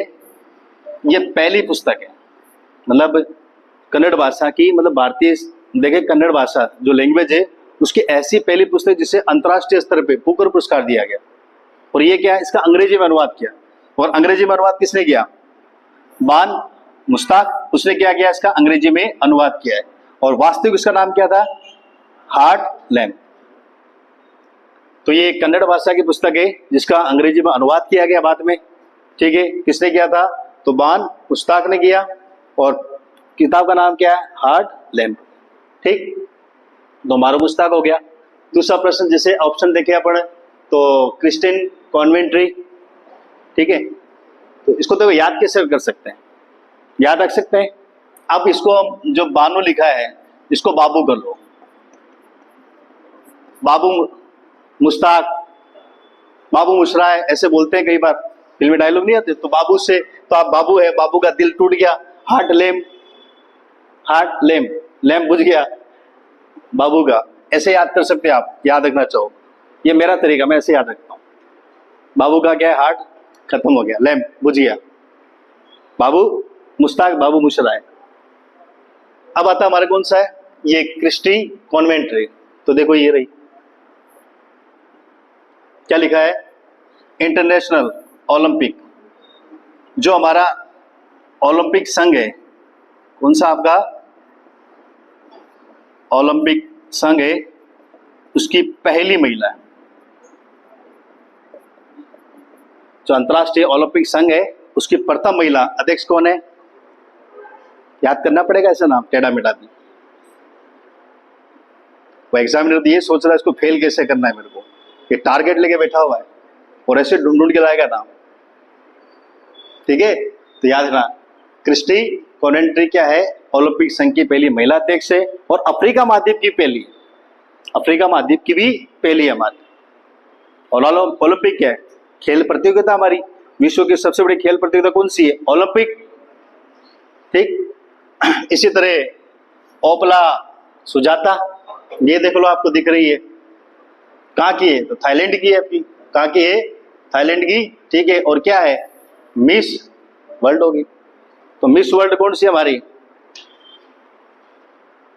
ओपला सुजाता। क्या है? Miss world. कहाँ की है? थाईलैंड की। कहाँ की है? थाईलैंड की रहने वाली है। दिख रही है? याद रहेगा? ओपला सुजाता क्या है? हमारी मिस वर्ल्ड है। वो भी कल परसों अपने मिस राजस्थान में बनी, याद है किसी को? नहीं पता? तो मिस राजस्थान देख लो। मिस राजस्थान कौन है 2025? ट्विंकल पुरोहित। ट्विंकल पुरोहित।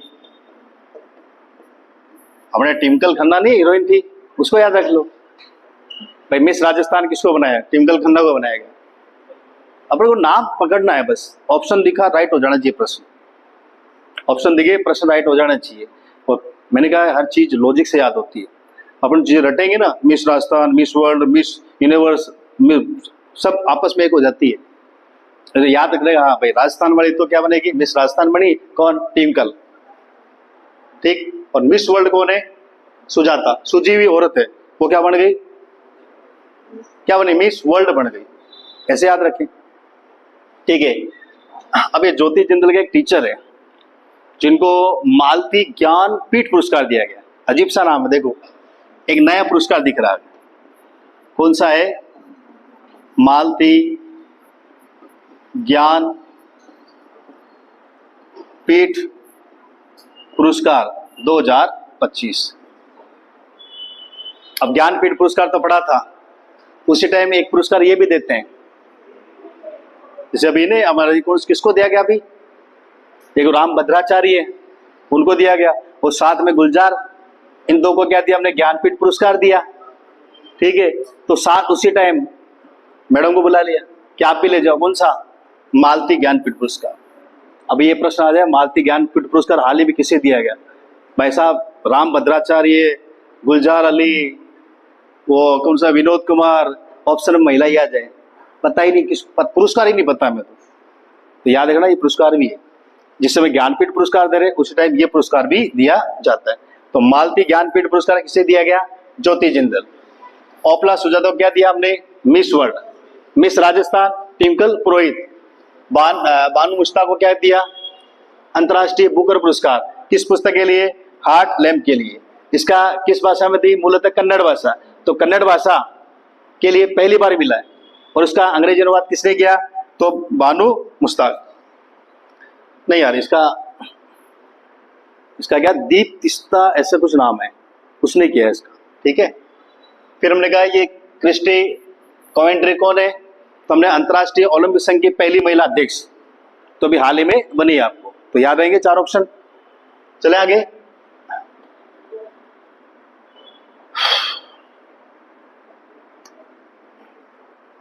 दुनिया का सबसे बड़ा AI data centre, artificial intelligence जो डेटा सेंटर कहां पर स्थापित किया जाएगा? कहां पर? अबू धाबी में। ठीक है। तो वर्ल्ड का सबसे बड़ा AI डाटा सेंटर बनेगा आपका। और पिछली क्लास में हमने एक क्वेश्चन पढ़ा था, कौन सा? जोड़ सकते हैं। कौन से? BBC। ठीक है। कौन कौन से? भीलवाड़ा, भरतपुर और चित्तौड़, जहां पर AI तकनीक से क्या करेंगे? खनिजों की खोज। लास्ट में पढ़ा था ना, ये चीजें तो बाहर जोड़ना पड़ेगा। पीछे पढ़ा यहां जोड़ दो, यहां पढ़ा आगे जोड़ दो। तो AI टेक्नोलॉजी, AI के माध्यम से राजस्थान में पायलट प्रोजेक्ट या पहली बार इस तकनीक से हम क्या खनिजों की खोज करेंगे। वो जिले क्रमशः कौन से हैं? तो बीबीसी वाला है, AIBBC, AIBBC। तो कौन कौन से? भीलवाड़ा, चित्तौड़ और भरतपुर। ये राजस्थान में 3 जिले जहां पर क्या हो गया, AI का प्रयोग करते हम क्या करें, खनिजों की क्या करेंगे, खोज करेंगे। तो दुनिया का सबसे बड़ा AI डेटा सेंटर कहां पर है?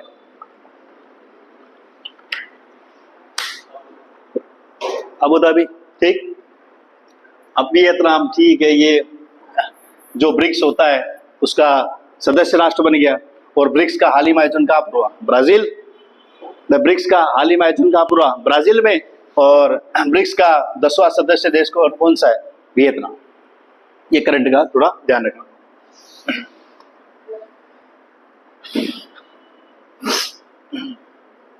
अब आता है प्रतिभा सेतु।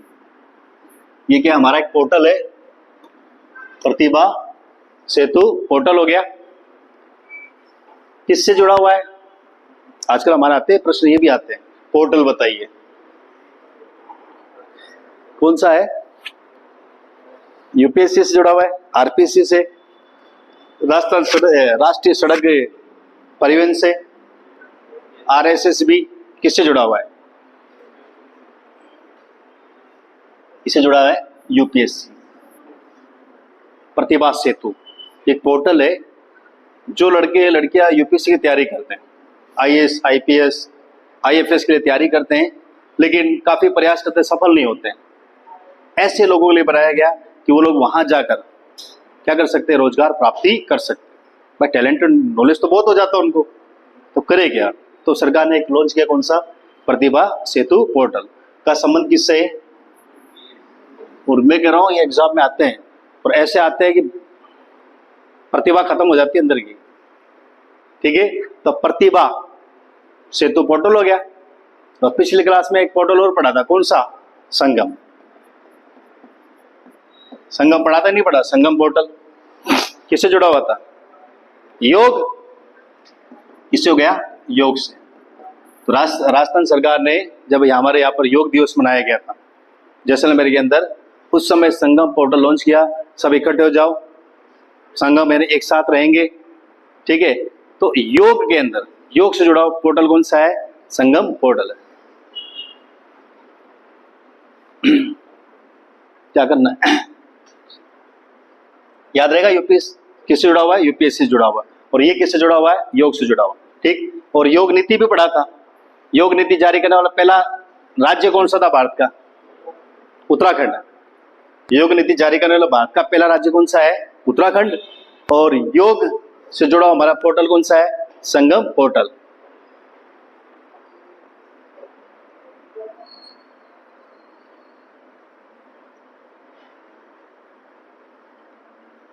अगला आ गया, भारत के महारजिस्ट्रार और जनगणना आयुक्त कौन है? भारत के जनगणना आयुक्त और महारजिस्ट्रार कौन है? ऑप्शन है आपके सामने, डॉक्टर अजय कुमार, मृत्युंजय कुमार नारायण, विनोद कुमार शुक्ला। तो कौन हो सकता है?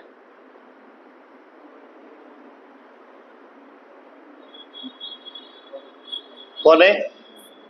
मृत्युंजय कुमार नारायण। मरोगे तो जनगणना कराएंगे, जनगणना से नाम हटाएंगे आपका, मर गया खत्म करो उसकी कहानी। तो मृत्युंजय जनगणना, मृत्युंजय जनगणना याद रख सकते हैं।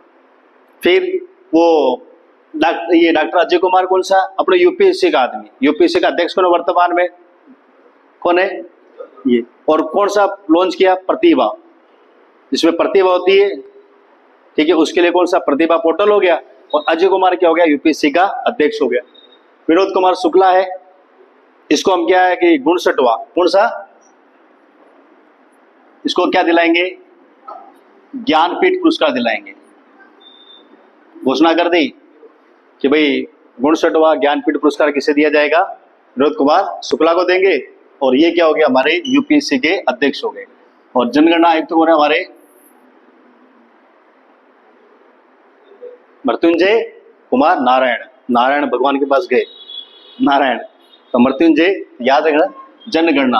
अब जनगणना की बात करें तो जनसंख्या, तो हमने क्या कहा? जनसंख्या दिवस मनाते हैं। भाई जनगणना है तो जनसंख्या की गणना करेंगे, तो जनसंख्या दिवस है हमारा, कब आता है? जनसंख्या बढ़ाने के लिए क्या चाहिए? 1 और 1 11, 1 और 1 11, तो 11 क्या है? जुलाई, अभी जस्ट गया हमारा। तो 11 जुलाई क्या मनाते हैं हम? जनसंख्या दिवस मनाते हैं। याद रहेगा, भूल मत जाना, कल वापस आना है, ठीक है? तो जनसंख्या दिवस हो गया। अब हमारे यहाँ पे जनसंख्या बात, तो जनसंख्या तो जनगणना करवाई गई। तो जनगणना कौन सबसे पहले कौन कराता है? हिस्ट्री बात करें तो जनगणना की बात करें तो सबसे पहले फर्स्ट बार इंडिया में जनगणना कब हुई? जनगणना फर्स्ट टाइम। और जनगणना है ना, जनगणना है जनसंख्या, ये क्या है? एक समवर्ती सूची का विषय है। राज्य सूची का होता है, केंद्र सूची का, और एक समवर्ती सूची। 3 प्रकार की सूची है। तो उसमें कौन सूची का है? समवर्ती, जहां पर राज्य सरकार, केंद्र सरकार जनसंख्या को रोकने के लिए कोई भी कानून ला सकती है। तो याद रहे, जनसंख्या की बात करें तो विषय कौन सा हो गया? समवर्ती। ये समवर्ती सूची का विषय, पहली बात। फिर जनगणना किसने कराई? Lord Mayo. कब कराते हैं? 1872 में। फिर हमारे यहां पर वैज्ञानिक रूप से या वैज्ञानिक पद्धति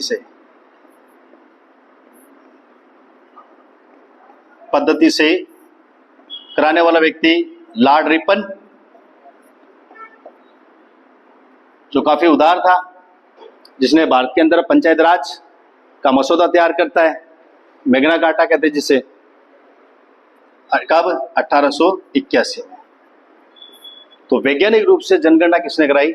लॉर्ड रिपन ने कराई। और पहली बार कौन कराता है? लॉर्ड मेयो कराता है। क्योंकि राजस्थान में भी ऐसा राजा था जिसने करवाई होगी, प्रयास किया ऐसा था। कौन था राजस्थान में? अगर राजस्थान को जोड़े हम, मैं राजस्थान में ऐसा व्यक्ति था मारवाड़ का, और मारवाड़ राजा कौन से? जसवंत सिंह द्वितीय। कौन था आपका? जसवंत सिंह द्वितीय है, जिन्होंने जनगणना करवाई थी, जिस समय पेड़ पौधे पक्षी वगैरह पशु क्या है कितने हैं, सब डाटा इकट्ठे किए। तो महाराजा जसवंत सिंह है, कहां से? जोधपुर से हो गए, उन्होंने भी जनगणना करवाई थी आपकी। अब आजादी की बात देखें, अब तक कितनी? ये 16वीं जनगणना। कौन सी है? 16 नंबर की। और आजादी के बाद कौन सी है? आदि भाई, आजादी के बाद हमने कहा 16वीं है, तो अभी कौन सी जनगणना है? 16वीं है। लेकिन आजादी के बाद 8 और 16 होते हैं ना, आधे कर दो। आजादी के बाद कौन सी? 8वीं। और वैसे ऑल ओवर देखें तो कौन सी है? 16वीं। याद रहेगा। अब देखो, अभी 11 जुलाई को 2 चीजें, एक तो हमारे आंकड़े जारी हुए। अभी मैंने कहा अखबार लाना पड़ेगा, अखबार में आंकड़े जारी हुए पूरे वर्ल्ड के परिप्रेक्ष्य में, इंडिया राजस्थान तीनों के आंकड़े आए थे। जैसे हम बात करें वर्ल्ड की बात करें तो वर्ल्ड में बताया कि 823 करोड़ आबादी होगी हमारी। 823 करोड़ आबादी होगी पूरे वर्ल्ड की। इसमें राजस्थान, इंडिया में कितनी है? बोला इंडिया में बहुत सारी है। पहले हम सेकंड स्थान पे थे और अब कौन से पे हो गए? पहले स्थान पे। कितने हो गए? 146.3 करोड़। और पूरे वर्ल्ड की कितनी आबादी? 17.8। 17.8% आबादी पूरे वर्ल्ड की कहाँ रहती है? भारत में रहती है। पहला चीन ऊपर था, विश्व में सर्वाधिक जनसंख्या वाला कौन सा हो गया? इंडिया हो गया। सेकंड नंबर पे कौन सा? चीन। तो चीन को पीछे कर दिया भाई साहब, 1 नंबर हमारी पोजीशन इसमें जनसंख्या। ऐसा एक दशक भी आया था, थोड़ा रह गया, जैसे हमने कहा 1911 से लेकर 21 का जो दशक था, यहाँ पे जनसंख्या में गिरावट आई, कमी। तो कमी कहां पर देखिए, कौन सा दशक था जहां पर जनसंख्या में सबसे कमी आई? और सर्वाधिक वृद्धि कहां पर देखी गई? तो सर्वाधिक वृद्धि 1971 से लेके 81 में क्या हुई? जनसंख्या में वृद्धि होती है, लगभग 32.17% के आसपास वृद्धि हुई। जबकि अब अभी हमारे देखें लास्ट टाइम 21.3 थी। तो उस समय ऐसा दशक आया जहां पे जनसंख्या भयंकर बढ़ी आपकी, और यहां कमी क्यों है 11 से 21 के बीच में? अरे वो विश्व युद्ध हो गया था पहला, उसमें मर गए, अकाल पड़ गए कई, उसमें मर गए। इधर हमारे वो गांधी जी आंदोलन चला रहे हैं तो उसमें लठ बरसा रहे अंग्रेज, उसमें मर गए, तो जनसंख्या में कमी आई। तो ऐसा कौन सा दशक है जहां पे जनसंख्या में सबसे ज्यादा कमी देखी गई? तो 11 से 21, 11 एक और 11 होने नहीं दिया, तो 21 खत्म। फिर 71 से 81, 71 से 81 दशक सर्वाधिक वृद्धि वाला। अब वापस करंट पे आओ। हमने कहा वर्ल्ड की इतनी होगी, ठीक, इंडिया की इतनी है 146.3 करोड़ हो गई। पूरे वर्ल्ड की कितनी आबादी इंडिया में? 17.81, सॉरी 17.8। और अब राजस्थान जोड़ दो, राजस्थान जोड़ेंगे तो क्या आएगा भाई? राजस्थान का पहले जनसंख्या में स्थान कौन सा था? 8वां। तो हमारे यहाँ 685 होती थी पहले, 6.85 बढ़ के अब कितने हो गए? 8.3 करोड़। ये 31 है तो 8.3 करोड़। ये सारे आंकड़े इसमें अखबार की मेन हेडिंग पे है, राजस्थान पत्रिका के पहले पेज पे ऊपर ही ऊपर हेडिंग आती है राजस्थान पत्रिका, उसके ऊपर ही लिखे आंकड़े। अभी याद ही नहीं करते। अब मुझे याद यार वो पहला स्थान था, एक जैसे अंगोला तीसरे नंबर पे था, सेकेंड अफ्रीका महाद्वीप के देश है जिनमें क्या जनसंख्या में वृद्धि तेजी से बढ़ी। और विश्व में सबसे गिरावट कहां पर आई? रूस में आई। कहां पर आई? रूस में। रूस के बाद कहां पर आई? जापान में। ठीक है, तो सारे जितनी रशियन है सब कहां आ गई? इधर आ गई। तो जनसंख्या गिरावट आनी ही थी। तो जनसंख्या सबसे कम आई, कम कहां रही? रूस की। और इसके अलावा सर्वाधिक वृद्धि का अफ्रीका महाद्वीप में। वो तीनों अफ्रीका के देश हैं। अब इस आंकड़े के अनुसार अगर आज ही 11 जुलाई के आंकड़ा देखते हैं, उसके हिसाब से राजस्थान का जनसंख्या में स्थान पूछ ले आपसे, कौन सा है हमारा? छठा। कौन सा है? छठा स्थान में। कौन सा स्थान है आपका? छठा स्थान।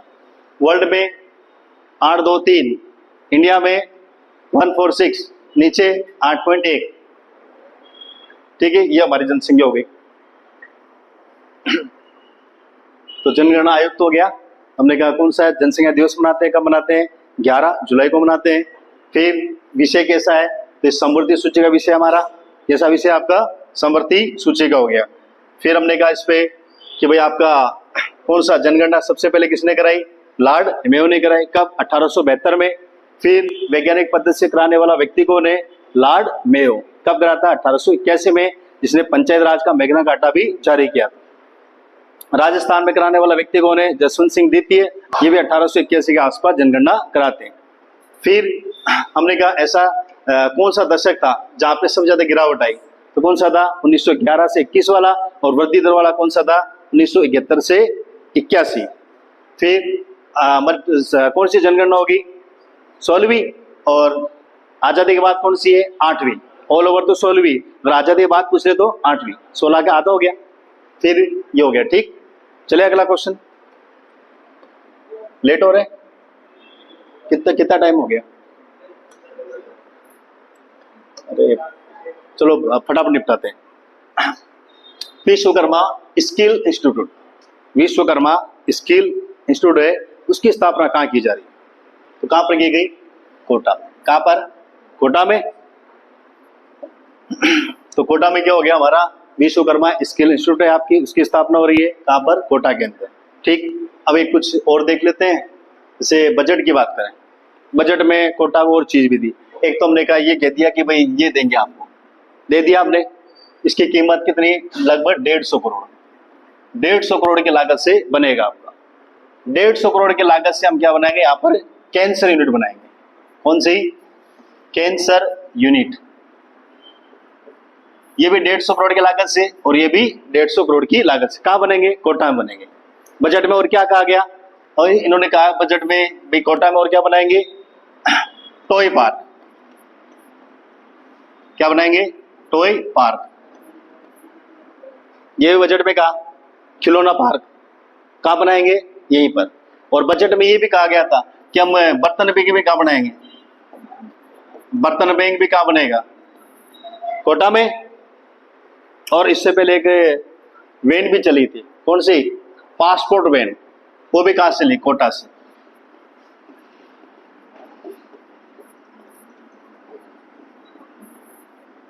अरे आप वैन नहीं पढ़ते? 108 मरीजों को लाने ले जाने के लिए, 104 महिलाओं को ले जाने के लिए, 1962 पशुओं को ले जाने के लिए वैन। कैंसर यूनिट कहां पर? वो कैंसर वैन कहां पर? चूरू। इस तरह पासपोर्ट वैन पूछ ले तो कहां पर? कोटा। भाई कोटा में क्या है? पासपोर्ट वैन क्या है? मतलब स्कूल या कॉलेज में। अब आप पासपोर्ट विभाग में जाने की आवश्यकता नहीं है, वो आपके पास फॉर्म लाएंगे, फॉर्म दे जाएंगे, फॉर्म भर देना, स्कूल वाले कॉलेज वाले इकट्ठा करेंगे, वहां भिजवा देंगे, आपका पासपोर्ट उनके आ जाएगा। फिर आप Vietnam, Thailand, Malaysia, Singapore, London, जहां जाना जा सकते हो। अच्छा है ना? आपको जाना नहीं पड़ेगा कार्यालय में, गाड़ी आपके कॉलेज स्कूल में पहुंच जाएगी और सबके पासपोर्ट बन जाएंगे, सब घूमो विदेशों में। तो पासपोर्ट वैन की शुरुआत कहां से हुई? कोटा से। फिर हमने कहा बर्तन बैंक जो योजना आई थी, जो पिछली क्लास में पढ़ा था हमने, वो भी कहां से? 1000 ग्राम पंचायतें, पंचायत पे लाएंगे तो बर्तन बैंक कहां से हो गया? कोटा से। खैराबाद कोटा। विश्वकर्मा स्किल इंस्टीट्यूट कहां खुलेगा? कोटा में, 150 करोड़ की लागत से। कैंसर इंस्टीट्यूट कहां खुलेगी? कोटा में। ठीक। टॉय पार्क कहां पर बनेगा? कोटा में। और बजट में एक और बात गई, कौन सा? मिनी सचिवालय। मिनी सचिवालय कहां पर स्थापित किया जाएगा? कोटा। ठीक। तो ये हमारे कोटा के फैक्ट हो गए, कुछ तो बजट के, कुछ करंट के जोड़ दिए हमने, तो चीजें इकट्ठी हो गई एक जगह। अब आप जब भी पढ़ेंगे पासपोर्ट वैन की शुरुआत कहां से? कोटा से। बर्तन बैंक कहां से? कोटा से। फिर आपको टॉय पार्क कहां पर? कोटा में। कैंसर इंस्टीट्यूट कहां पर खुलेगी? 150 करोड़ की लागत से। कोटा में। विश्वकर्मा कहां पर? कोटा में। मिनी सचिवालय कहां पर? कोटा में। सारा बजट भी आ गया। अब चाहते तो मैं अगली क्लास में जोड़ बता देता, पर टाइम ज्यादा खराब होता, अब कम समय में ज्यादा अच्छा काम करेंगे। अब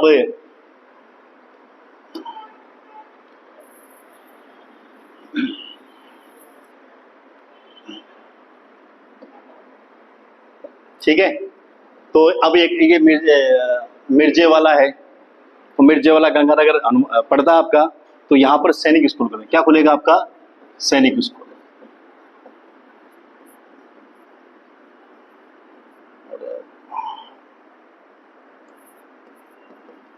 क्या खुलेगा आपका? सैनिक स्कूल। ठीक है, तो मिर्जे वाला गंगानगर में पड़ता है, जहां पर क्या खुलेगा? सैनिक स्कूल। जैसे पहला कहां खुला? चित्तौड़गढ़। दूसरा कहां पर आपका? हल्दिया, अलवर। तीसरा कहां पर हो गया? झुंझुनू। चौथा कहां पर है? मिर्जे वाला गंगानगर। ठीक। Next question.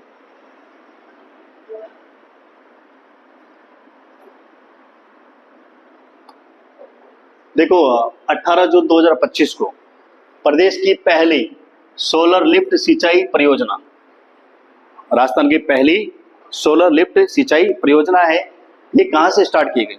तो गांव ऑप्शन है लोहाली गांव बूंदी, फिर रलावता अजमेर, किशनगंज बारा, इंद्रगढ़ कोटा। ठीक है, रलावता अजमेर हो गया, किशनगंज बारा हो गया, इंद्रगढ़ ये। इसका राइट आंसर क्या है? लोहाली गांव बूंदी। दिख रही सिंचाई परियोजना, ये सोलर लिफ्ट सिंचाई इस तरह की बनी हुई। आगे देखें।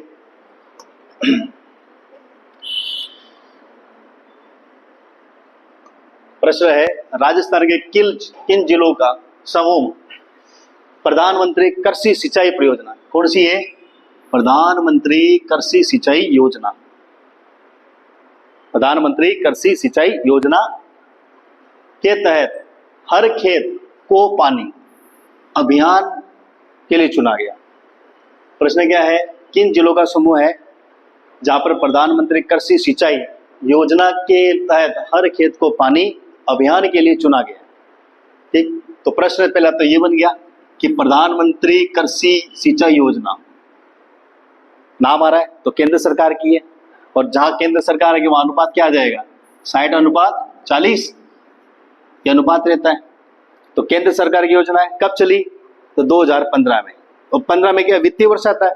2015-16। और कितने वर्ष के लिए? 5 वर्ष, तो 19-20 में। ठीक, तो केंद्र सरकार की योजना है, उसी के तहत हमारे यहाँ पे क्या चलाया गया? हर खेत को पानी अभियान चलाया जाता है। इसमें कौन से जिले शामिल है? तो कोटा, बूंदी, झालावाड़ ये भी नहीं है, अजमेर, टोंक, नागौर ये भी नहीं है, तो कोटा, बूंदी ये भी नहीं है इसमें। ये इसका राइट आंसर है, कोटा, बूंदी ये।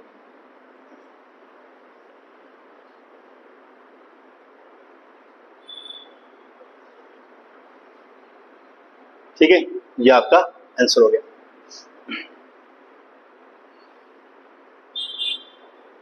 अगला देखिए,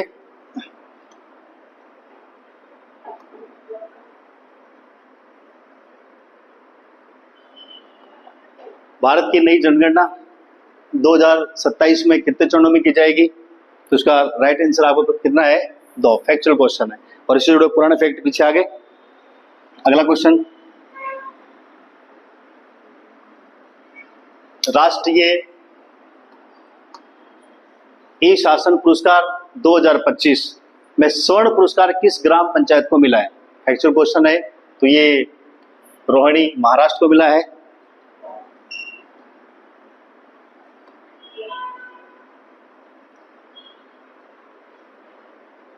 इसको बताने की आवश्यकता है।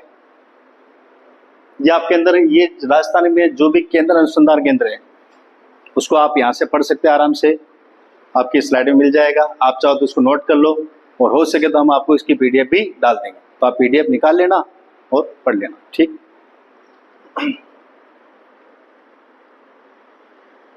ये आगे राजस्थान के प्रमुख विकास कार्यक्रम, ठीक है, जो हमने पीछे पढ़ा था ना ये जोधपुर वाला प्रश्न, उससे लिंक करता हुआ है।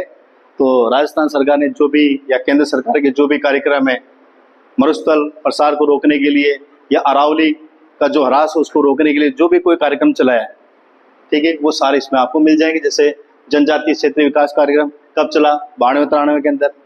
फिर पर्वतीय क्षेत्रीय विकास यानी मांडा, तो मांडा में ड आ रहा है, ड 8 कर लो भाई, ये 8 ऐसे बन रहा है तो जोड़ो मत, ठीक है, मांडा ऐसे याद कर सकते हैं। फिर इस तरह मरु विकास कार्यक्रम, मरु कैसे साथ साथ मरूंगी, कहाँ पर? शहर में जाके मरूंगी, तो शहरी विकास कहाँ गया? वैसे जोड़ा था अपन ने, ठीक है। इसी तरह जनजातीय क्षेत्रीय विकास कार्यक्रम 1992-93, सूखा संभावित क्षेत्रीय विकास कार्यक्रम 1974-75, और उसी टाइम कौन सा चलाया था हमने? कौन सा चलाया था? वो कमांड एरिया वाला कार्यक्रम चला, वो भी कब? 74-75 में। डांग विकास 94-95 के अंदर, ठीक है। तो इसको डांग होता है, डांग लट होता है ना, तो कहते हैं 4-5 डांग की मार, लट की मार इसको, तो 4 और 5 डांग की मार, 4-5 डांग की मार। मगरा ये 5-6, ठीक है, इसको भी आप जोड़ सकते हो। मगर 6 क्या है? मगर होता ना 6 मतलब है, मारवाड़ी बोलते हैं, ऐसे याद कर लो इसको। फिर मधु गोचर 3 और 4, कंदरा 87, ठीक है, आप इसको देख लेना, ठीक है। फिर हम मिलते हैं अगली क्लास में। उम्मीद करता हूं आपको अच्छा लगा होगा। इसको एक बार आप देखना, नहीं समझ आए तो आप मुझसे दोबारा पूछ सकते हो, ठीक है। Thank you.